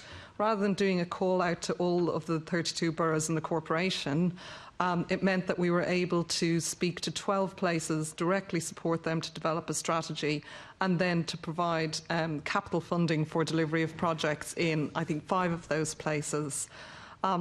Again, in our DNA, we have all of that evaluation that does social value, but we started from a place of being data informed. We will measure the things that are measurable, and we will create the opportunities for the things that we know create value and make places better for us to all live well together. Thank you. We're running very, very short of time, so I'm going to go out of our committee's order, bearing in mind we've had very patiently Ms Fairmaner sitting there. So, Assembly Member Moema, could you start with, if it's possible, at question 13? Yes, absolutely, Thank that's fine. Good morning, Lisa. My question to you is around the submission that the GLA made to the committee, which highlighted challenges around including a standalone social value policy. So we'd like to know how, with those challenges in mind, how will social value be embedded in the next London plan?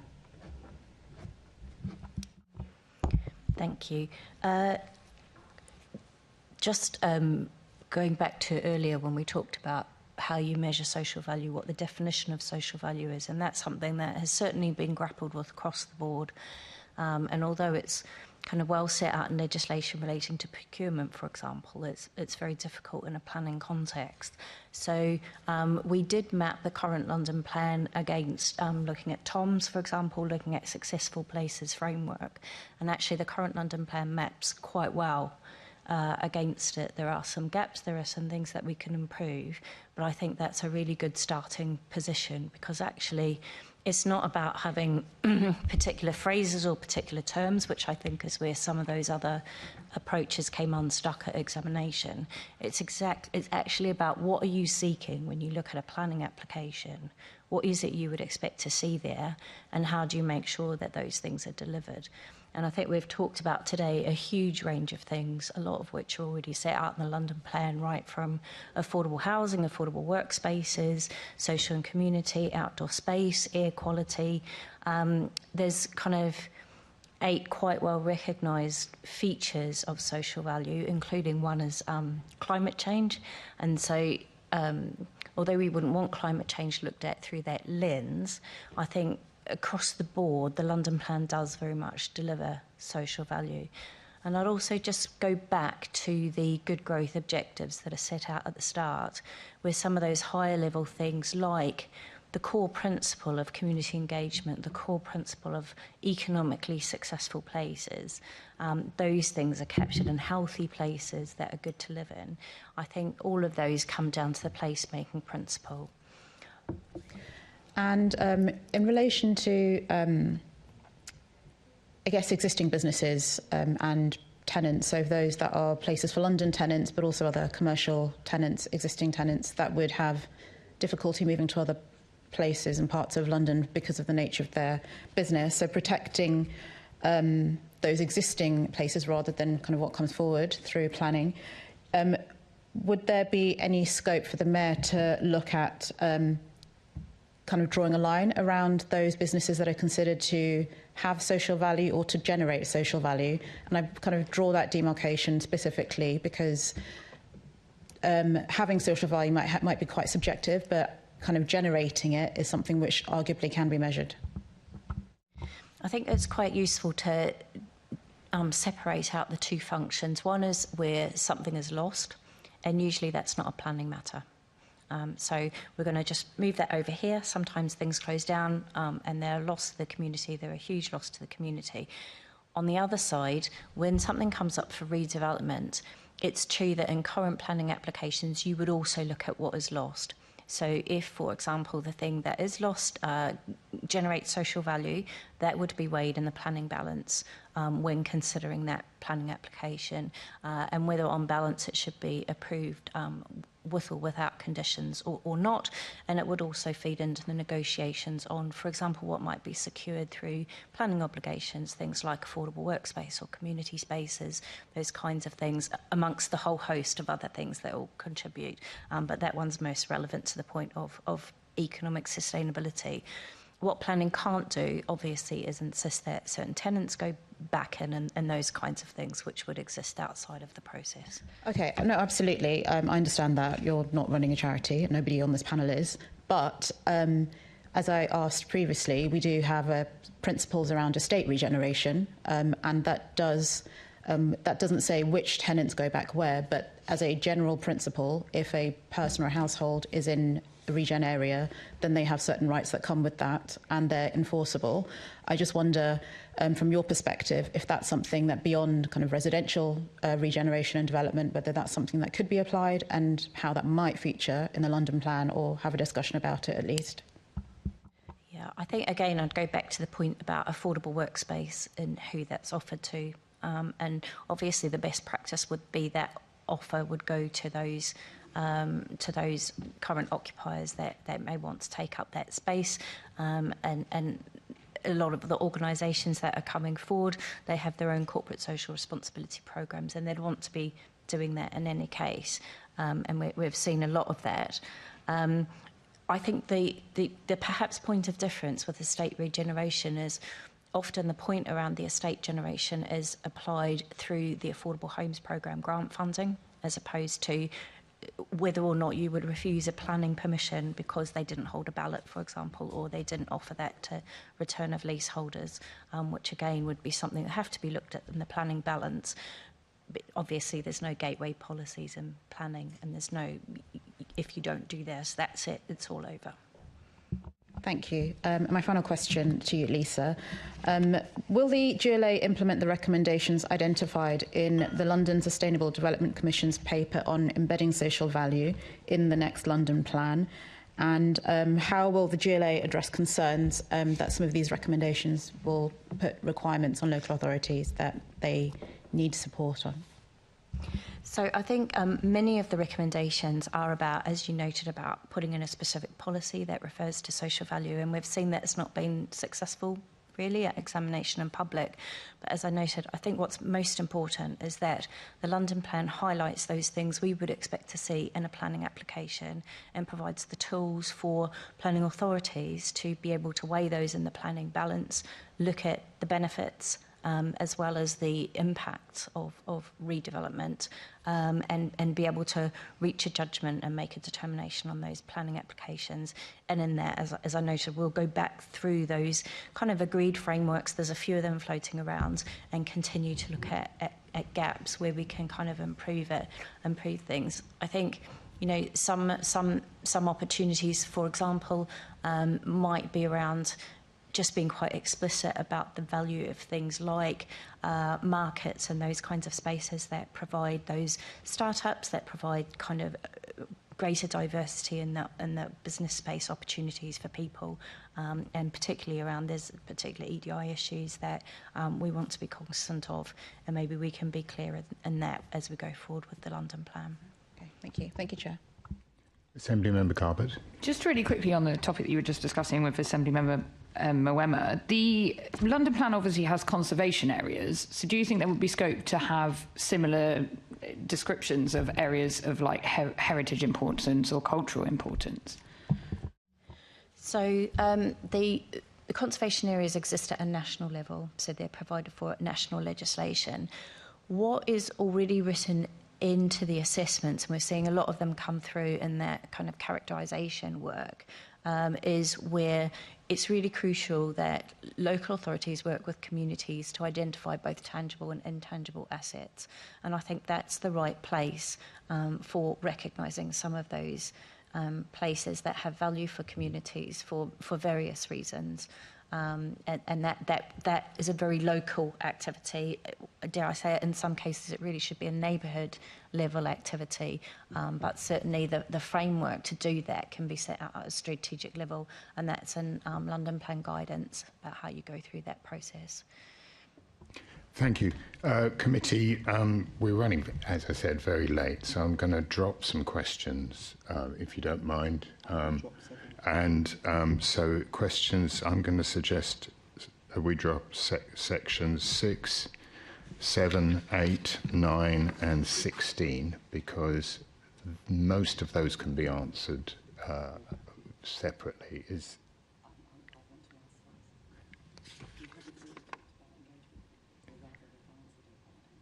You want to do 6? Okay. So we'll now go back to Assembly Member Baker for your question 5, please. Thanks, Chair. I've been listening with interest, and I think we've gone around a lot of houses about social value, but I think we certainly, obviously there's many words have been spilt on the subject, but certainly when I'm speaking to people about what they feel is communities that have gone through regenerations that haven't necessarily been satisfactory to them, what they feel it should be is the things that communities value. And that's really, to be honest, I think where this investigation originally started, that things that communities value, particularly minority communities, of course, who altogether make up a huge proportion of London's population, are losing things that they value, and that we've spent sort of, an hour and a half talking, but not really got to the bottom of what mechanisms there are to make sure that the things that communities value are preserved or created. So my questions are about engagement and how how you do that and whether you're effectively doing that. So to Louise, so how does the GLA assure itself that the affected local communities, when there is regeneration, are equipped to deal with the sort of major projects that are coming, including those who are from disadvantaged backgrounds? So I would just say that the projects that we support quite often are doing two things. They are helping communities to prepare, if you like, excuse me. They're setting some of the kind of spatial frameworks. This is the kind of technical bit, the spatial frameworks. What's happening in Wood Green? What's going to happen in Wood Green? And then there's the work that we're doing is supporting specific projects within that place and building the capacity, like I described earlier. We've had some really great success in identifying and working with organisations like Talent House out in Newham, here in Newham, which is the first home for black music and dance in the UK. And it's basically like the English National Ballet for those things. I know we're really short of time, and we've had, I know that you're all really keen to talk about the really good work that you're doing. We have lots and lots of examples, some of them relevant, some of them I did think less relevant. And that sounds great, but in general, how do the GLA assure itself that the affected local communities are equipped to deal with projects? So, I mean, just going back to previous questions, I can't remember who asked, but it's basically set out there. So what my team does is it provides funding for projects in places. And the process that we set up and the programme management processes that we set up have at the very outset on application a requirement for that social impact and engagement proposal to be there. We do that, we then support that, we lock that in the contract when they're awarded funding, and we support that. And I think that's the really important thing. It's not just like we wash our hands and say, you do it all. We support it by connecting them to networks of experts, by providing some of that advice and guidance that I spoke about earlier, and by being a kind of a client advisor on their side. So, for example, something like Selby Trust. We've been supporting that project for about 15 years, and recently it's been successful in a series of funding applications. So you can see in a North Tottenham place, a local community that's been able to serve itself for a long term, actually lock itself in for the future in a much better space, delivering homes but also maintaining the kind of space it provides. So I'm still a little bit unclear, to be honest. You're supporting parts of the community, or you're supporting the people doing the projects? They're working directly with Selby Urban Village, so the community organisation that's there. Right. We have been supporting them long and term. so obviously, hopefully that is representative of the community, but how do you assure yourself that as the project, so you're saying locked in at the beginning, Yep. The methods of engagement, and do you monitor that as it goes on? Yes. So if you find that actually a group of people are unhappy, Yep. and what do you then do? So it's not a standard mechanism, but we have the expectation locked in the contract, and then we stay very involved in the project and delivery. And so if we see things emerging, we are working with the borough and with the community group in this situation and making sure that things get retilted or addressed, so that they are actually addressing those concerns as they emerge. Because different things, like that, the mosaic of kind of communities in London and the issues that people are concerned with mean that they can pop up in very, very different kind of arrangements in different places. So it's not something that we can be very formulaic about, is what I'm trying to say. Yeah, but is there any mechanism to ensure that the local communities are given support so they are able to engage at, unfortunately, the sort of level that planning and regeneration is done? Is that something that you do directly? I guess the kind of point that I would just like to be really clear with the committee on is that we are talking about the projects that we are delivering. We are talking about projects in the region of 500,000 to 3 million. So these are not the huge kind of large-scale regeneration processes. Yeah. And what I can control and what I can assure myself on is that the principle of community involvement is not only kind of referred to, but is core to all of the projects that we're engaged with. And I don't dictate to communities how they do that, but we work with them, and we do quarterly monitoring, and we do understand what's happening in those projects to make sure that the people in my team know if an issue is emerging and can deal with that in a kind of person-to-person basis. Yeah. I understand. Yeah. I think the thing is that consultation and community engagement can cover a lot of sins. Yes. So I think I just wanted to understand how much you get involved in the nitty-gritty of that, or whether that's, but there we are. So. I mean, I would just say, as a point of reference, that the interim evaluation for the Good Growth Fund, if you look at that, talks about how this is actually one of the aspects of excellence that we have within the programme. So, again, if you don't have that reference to hand, I can Yeah, share. I know, but I am really interested in what the actual communities affected, Yep. but I'm sure this there is are we've heard lots and communities. lots of lovely words this morning, lots of lovely words, so thank you, but I'm sure the committee would be interested in that. And so just to Places for London, a similar question: how do you ensure that when you're making change, that the demographics of your customer advisory group are diverse and representative of the range of businesses? And can you give an example of how a project may have changed on that basis when you've got feedback that perhaps you weren't expecting? Let me just start off by explaining that obviously we do a vast array of different types of project, whether that's development or regeneration. And at one end of the spectrum, I can think of an example like Edgware, where we've had 150 events, spoke to 3,000 people, 30,000. I am going to say, because I'm very, very short of time and I'm already annoying the chair by even asking this question. So please don't give me, we've had lots of good examples, but very specifically you're asking about how you make sure, not the width of consultation, but how you're making sure you're getting to the people who may not normally take part and listening to what they're saying. Can I help out here? One of the things that was mentioned was a quarterly monitoring report. It would be helpful if the committee could see that report, the latest version. If that's something that could be supplied to us. From Louise? Yes. I think, Louise, you offered to send it. I can look to get that to you, but it's just the standard reporting that we get in. Sorry, it's Louise, your mic's not on, so although we can hear you, we can't technically hear you. Sorry, I understand, excuse me. Let me take that away, because the format that they're in might not lend itself to easily sharing them with you. Okay. But let me take it away and see what we can do. So I'll work with your committee secretary to sort that out. Thank you very much. Carry on, Assembly. Sorry, I was going to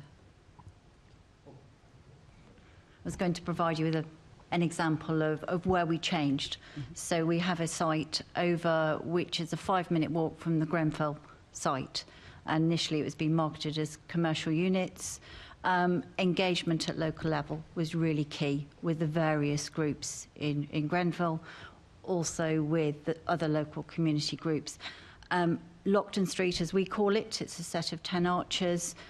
We will be refurbishing them, and they will be our first set of incubator space and affordable rents. And we are very much targeting minority groups, particularly females, and it's that first jump onto the commercial ladder for spaces.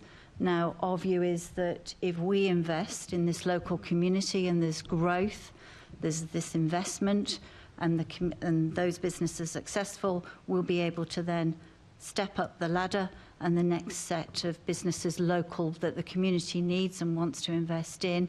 I've been talking to various groups with RBKC and with the Grenfell Community Trusts as to who may be interested. So it's changed from a complete commercial use with a market rent to affordable rents, incubator spaces, to give that opportunity to what will be new businesses, individuals from minority groups, getting the opportunity to actually develop and give a service or an opportunity back to the community. So are there tenants there at the moment? No.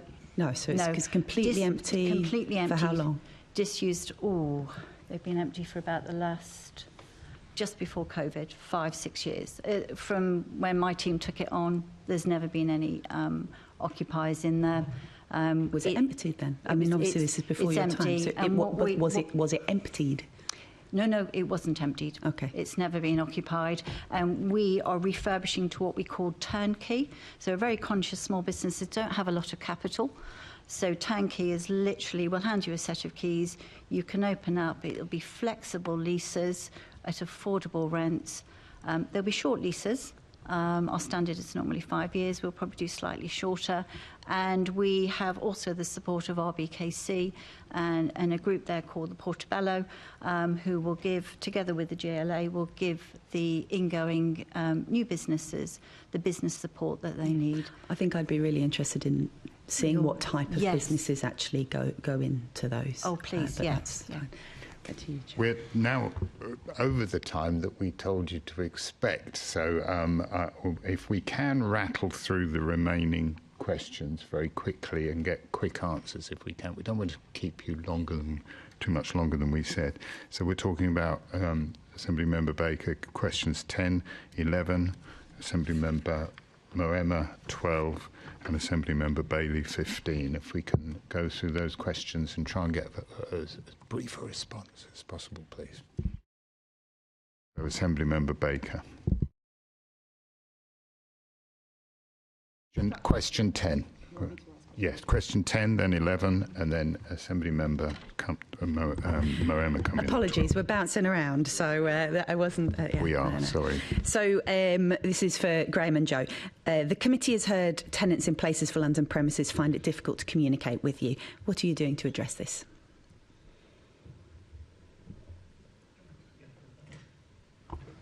So we have set up what we call, rather than tenants, we call them our customers. So it's a customer advisory group where we have invited all of our customers to be a part of this. We meet on a regular basis, and it is very much about listening, talking about the issues that they feel. And that may be anything from the levels of rent to the conditions of our property to the current economic issues that they have. So we've set up a community advisory group. In addition to that, certainly for my team, they're on site at least 2 or 3 times a week. It is face-to-face, and it is talking to the businesses to understand any of the issues or concerns that they may have, and that may be from safety, security, as I say, through to the services that they receive from us. Okay, so sorry, just a community. So the customer advisory group is what a representative set of. It is a representation, and it is open to all. So we have a broad selection of businesses from. So if they all wanted light to come along to industrial. the customer advisory group, that literally they'd all be able to. I wish they would, but it's quite a small group at the moment. We're very appreciative of when it's a small business, time is money, and we're asking them for their time. We recently also had a meeting of particular retailers, small retailers, to see where the issues was and where we could assist from that. And we also had our first customer conference. So basically, in this situation, you've got 1,500 small businesses across London recognise that they may well be time poor. Basically, as building on what Joe said, you offer as many channels as you can. There are people out on the ground, there are advisory groups, there's a conference, there is. We make it as easy as possible through as many channels as we can for people to contact us. Obviously, if there's individuals who've contacted the committee with concerns, we'll happily talk to them directly. But in general, we recognise we want our businesses to be successful, and ultimately, the closer the relationship we have with them, the more we are able to work with them to support them. Okay, so would you consider collecting, sort of asking all your customers how easily they find it, so to design the process around what their needs are, not necessarily what you think they are? We have a customer survey that's due to be happening shortly, and that will be one of the elements that we'll pick up from that. Okay. Question 11? Okay. And again, to Graham and Joe, have you considered how social or community value could be taken into account when setting rent levels? I think I've just covered that on the Lockton Street. It's about recognising the levels of rent and growth in some areas where it's become prohibitive for new businesses to actually start. That's a specific example, obviously. So you've talked about that. Would you consider having a cross Places for London policy on how to deal with that, rather than necessarily sort of doing specific projects in that way? Well, that's taken into consideration when we're looking at the particular assets. Yes. So what's your policy? Well, we don't have a rent maximisation policy. We seek to balance the social value, the community benefits, the economic benefits of what we're doing. We are conscious of the fact that the proceeds that we make get reinvested in the transport network. The commercial returns that we make is what helps fund our housing programme in terms of the 50% affordable housing. Ultimately, this for us is a balance. I've said already I don't see it as being a conflict.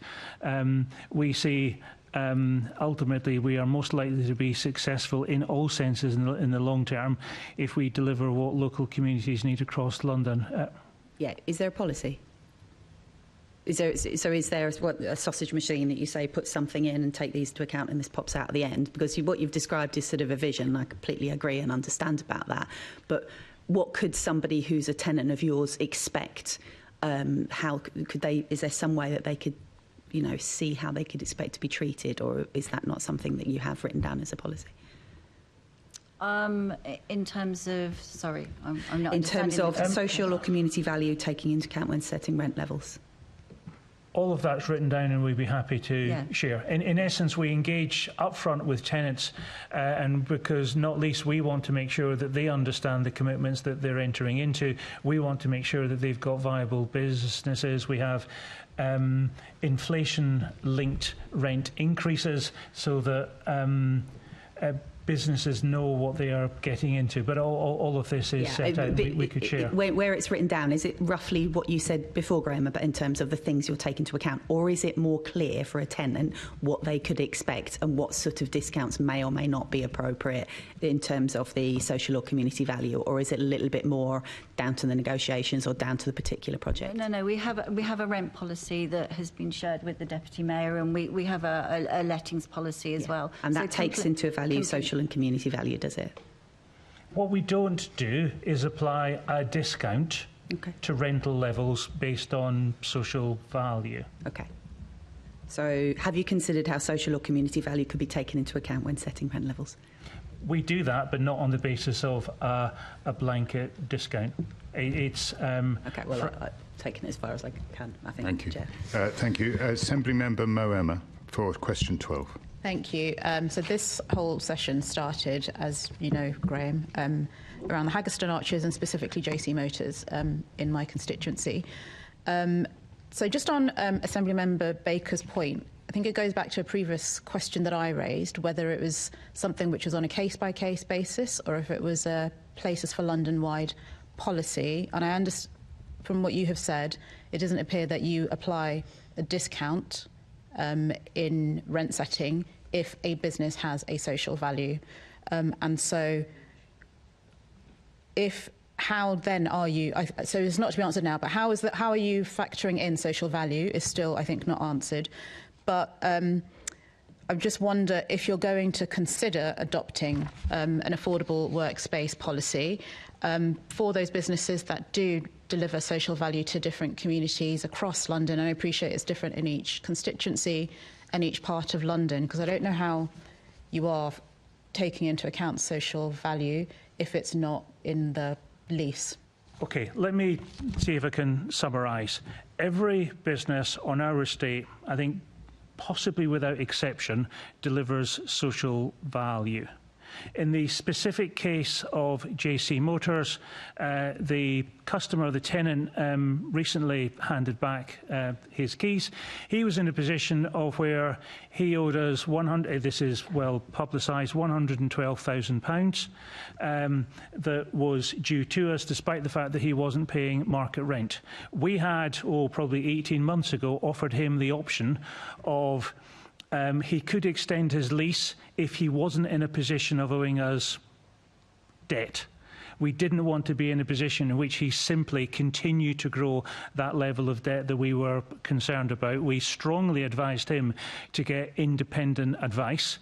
I don't know whether he ever did so, but we gave him three options. One, he could continue in place if he was in a position to pay what he had signed up to in the lease. He didn't.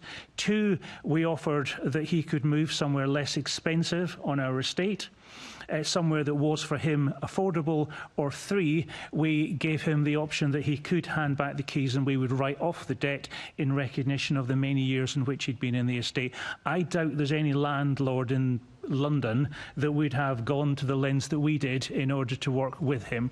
I think it can be the case, including here, if we can have an honest, open conversation with the customer, with the tenant about their circumstances. We find, and Joe can give examples for the rest of the day, as to where we have worked with tenants who have worked with us. They have adapted their business, they've delivered the products, the services that their local communities want.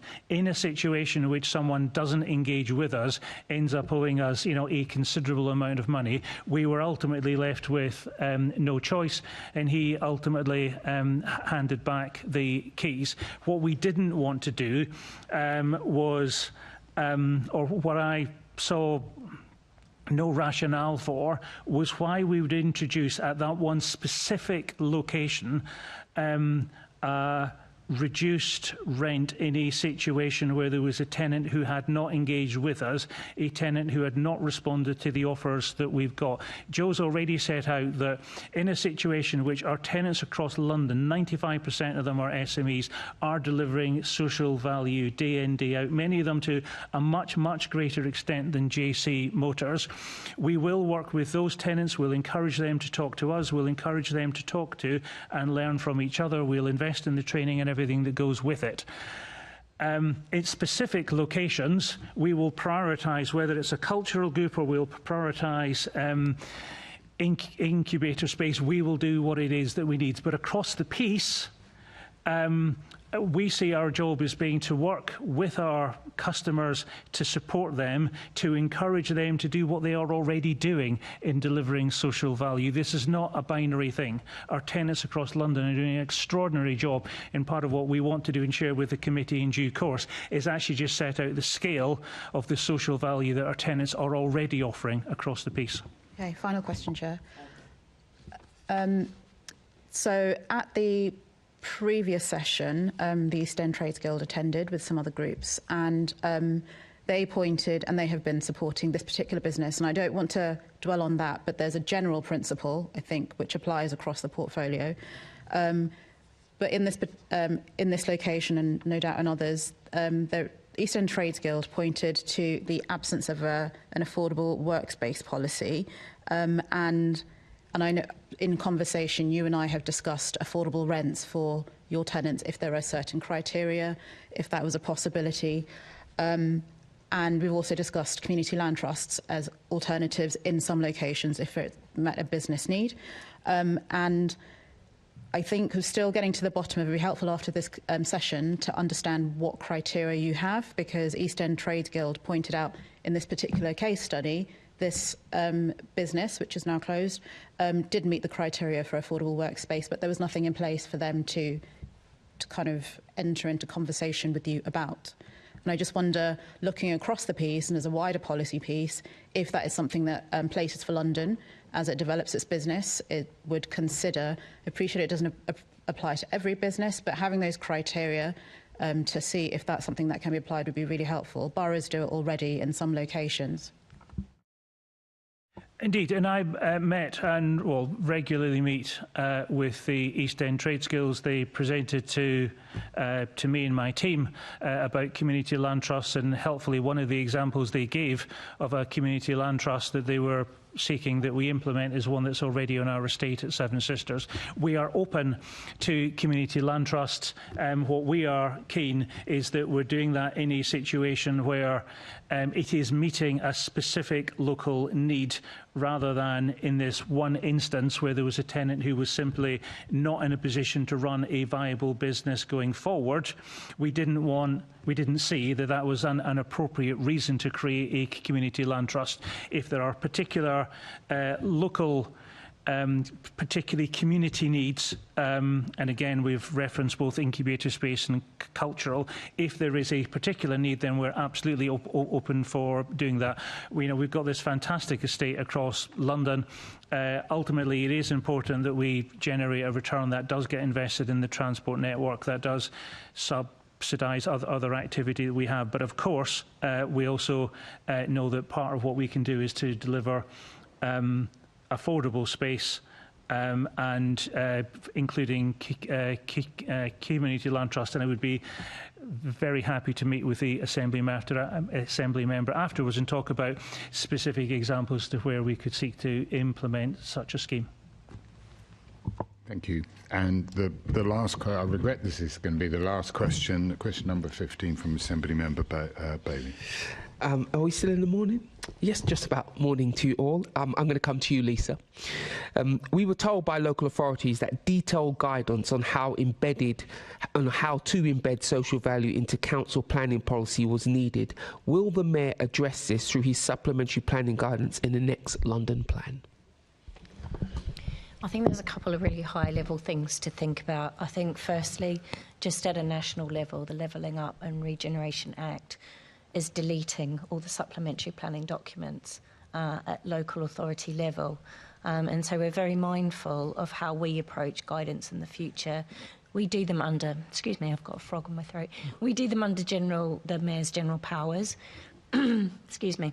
So they are different from supplementary planning documents. But overall, what it does is it changes the weight. Because at the moment, we essentially say, well, you have local guidance, you have guidance that accompanies the London plan, and you treat them as material considerations.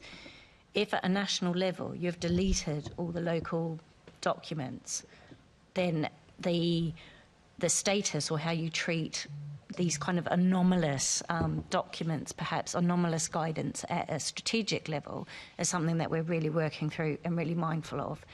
I think it's also worth noting that at the moment, with we're ending the current round of London Plan guidance in favour of producing the next London Plan, because things that are produced at a very late stage will have a very short life, because we're obviously looking at the next London Plan and they need to hang off a policy in the next London Plan. So what we don't want to do is invest a lot of resource and particularly a lot of community engagement, a lot of people spending their time on guidance, and then subsequently the policies all change and the guidance doesn't make sense anymore.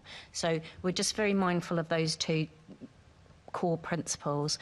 I think what will be really crucial is making sure we understand how things come through in the next London Plan.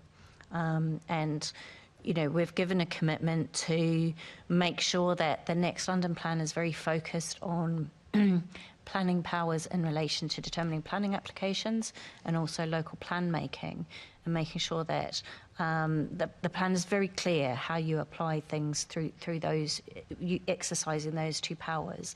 And so it may be that some of the concerns that are being raised at a local level are in fact addressed through the replacement London Plan.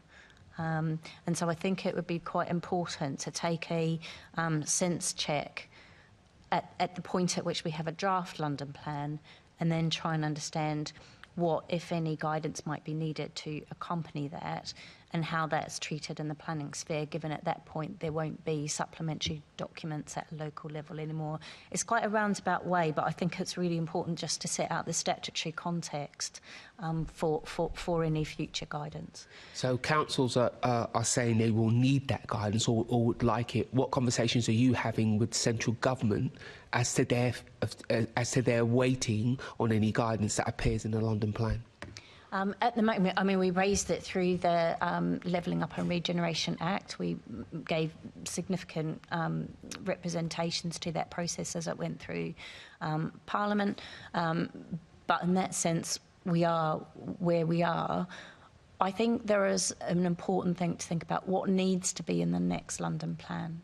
And what, as I said, we will go through looking at the social value frameworks and sort of look at what things do the social value frameworks look for. Are there gaps in our policy framework? And our core principle would be to fill those gaps through statutory policies as part of the development plan, rather than through separate guidance that then gets added on afterwards. So we would need to understand what ends up in the London Plan first, and then look at there's still something that needs to be said. I think there might also be space for practice notes. We also use that. But I think the other thing that we just need to be mindful of is the national tier. So we know that national government intends to publish these new national development management policies, and they have quite a different legal context than national policy does at the moment. And I think we also need to be really mindful of sustainable development principles that go all the way back to 1991 Rio, which is the pillars that underpin all of planning, which is social, environmental and economic. And they are a golden thread that runs throughout absolutely everything we do, the balancing of those three pillars, and of course social is one of those, and giving that clarity as to what our expectations would be under a social value lens. Okay, thank you. So we do need to wait for the next London Plan. It's the short answer. Okay, thank you, Chair. Thank you very much. We've now reached the end of the session. I apologise to the guests for keeping you longer than we said we were going to keep you. I'd like to thank you very much for attending the meeting. The committee has a few more items of business to deal with, but feel free to leave at this point. Can I ask the committee to note the report and the discussion? Noted. Noted. Can we also delegate authority to me as chair in consultation with party group lead members to agree any output rising from the discussion? Agreed. I think it's also I may as well mention that, you know, I think those questions we weren't able to get to, we're obviously going to pursue in a written form, and I apologise to members who I built up and then crushed. So Yeah, absolutely. Can I ask the committee to note the work programme for the 24-25 Assembly year? No. Can I also ask the committee to note the additional activity undertaken since its last meeting, namely the site visit to the Berkeley Group's Green Quarter on the 11th of October 2024? And the next meeting, the Planning and Regen Committee, will be on the 28th of January here at City Hall. I have no urgent business, which concludes today's meeting. Thank you very much.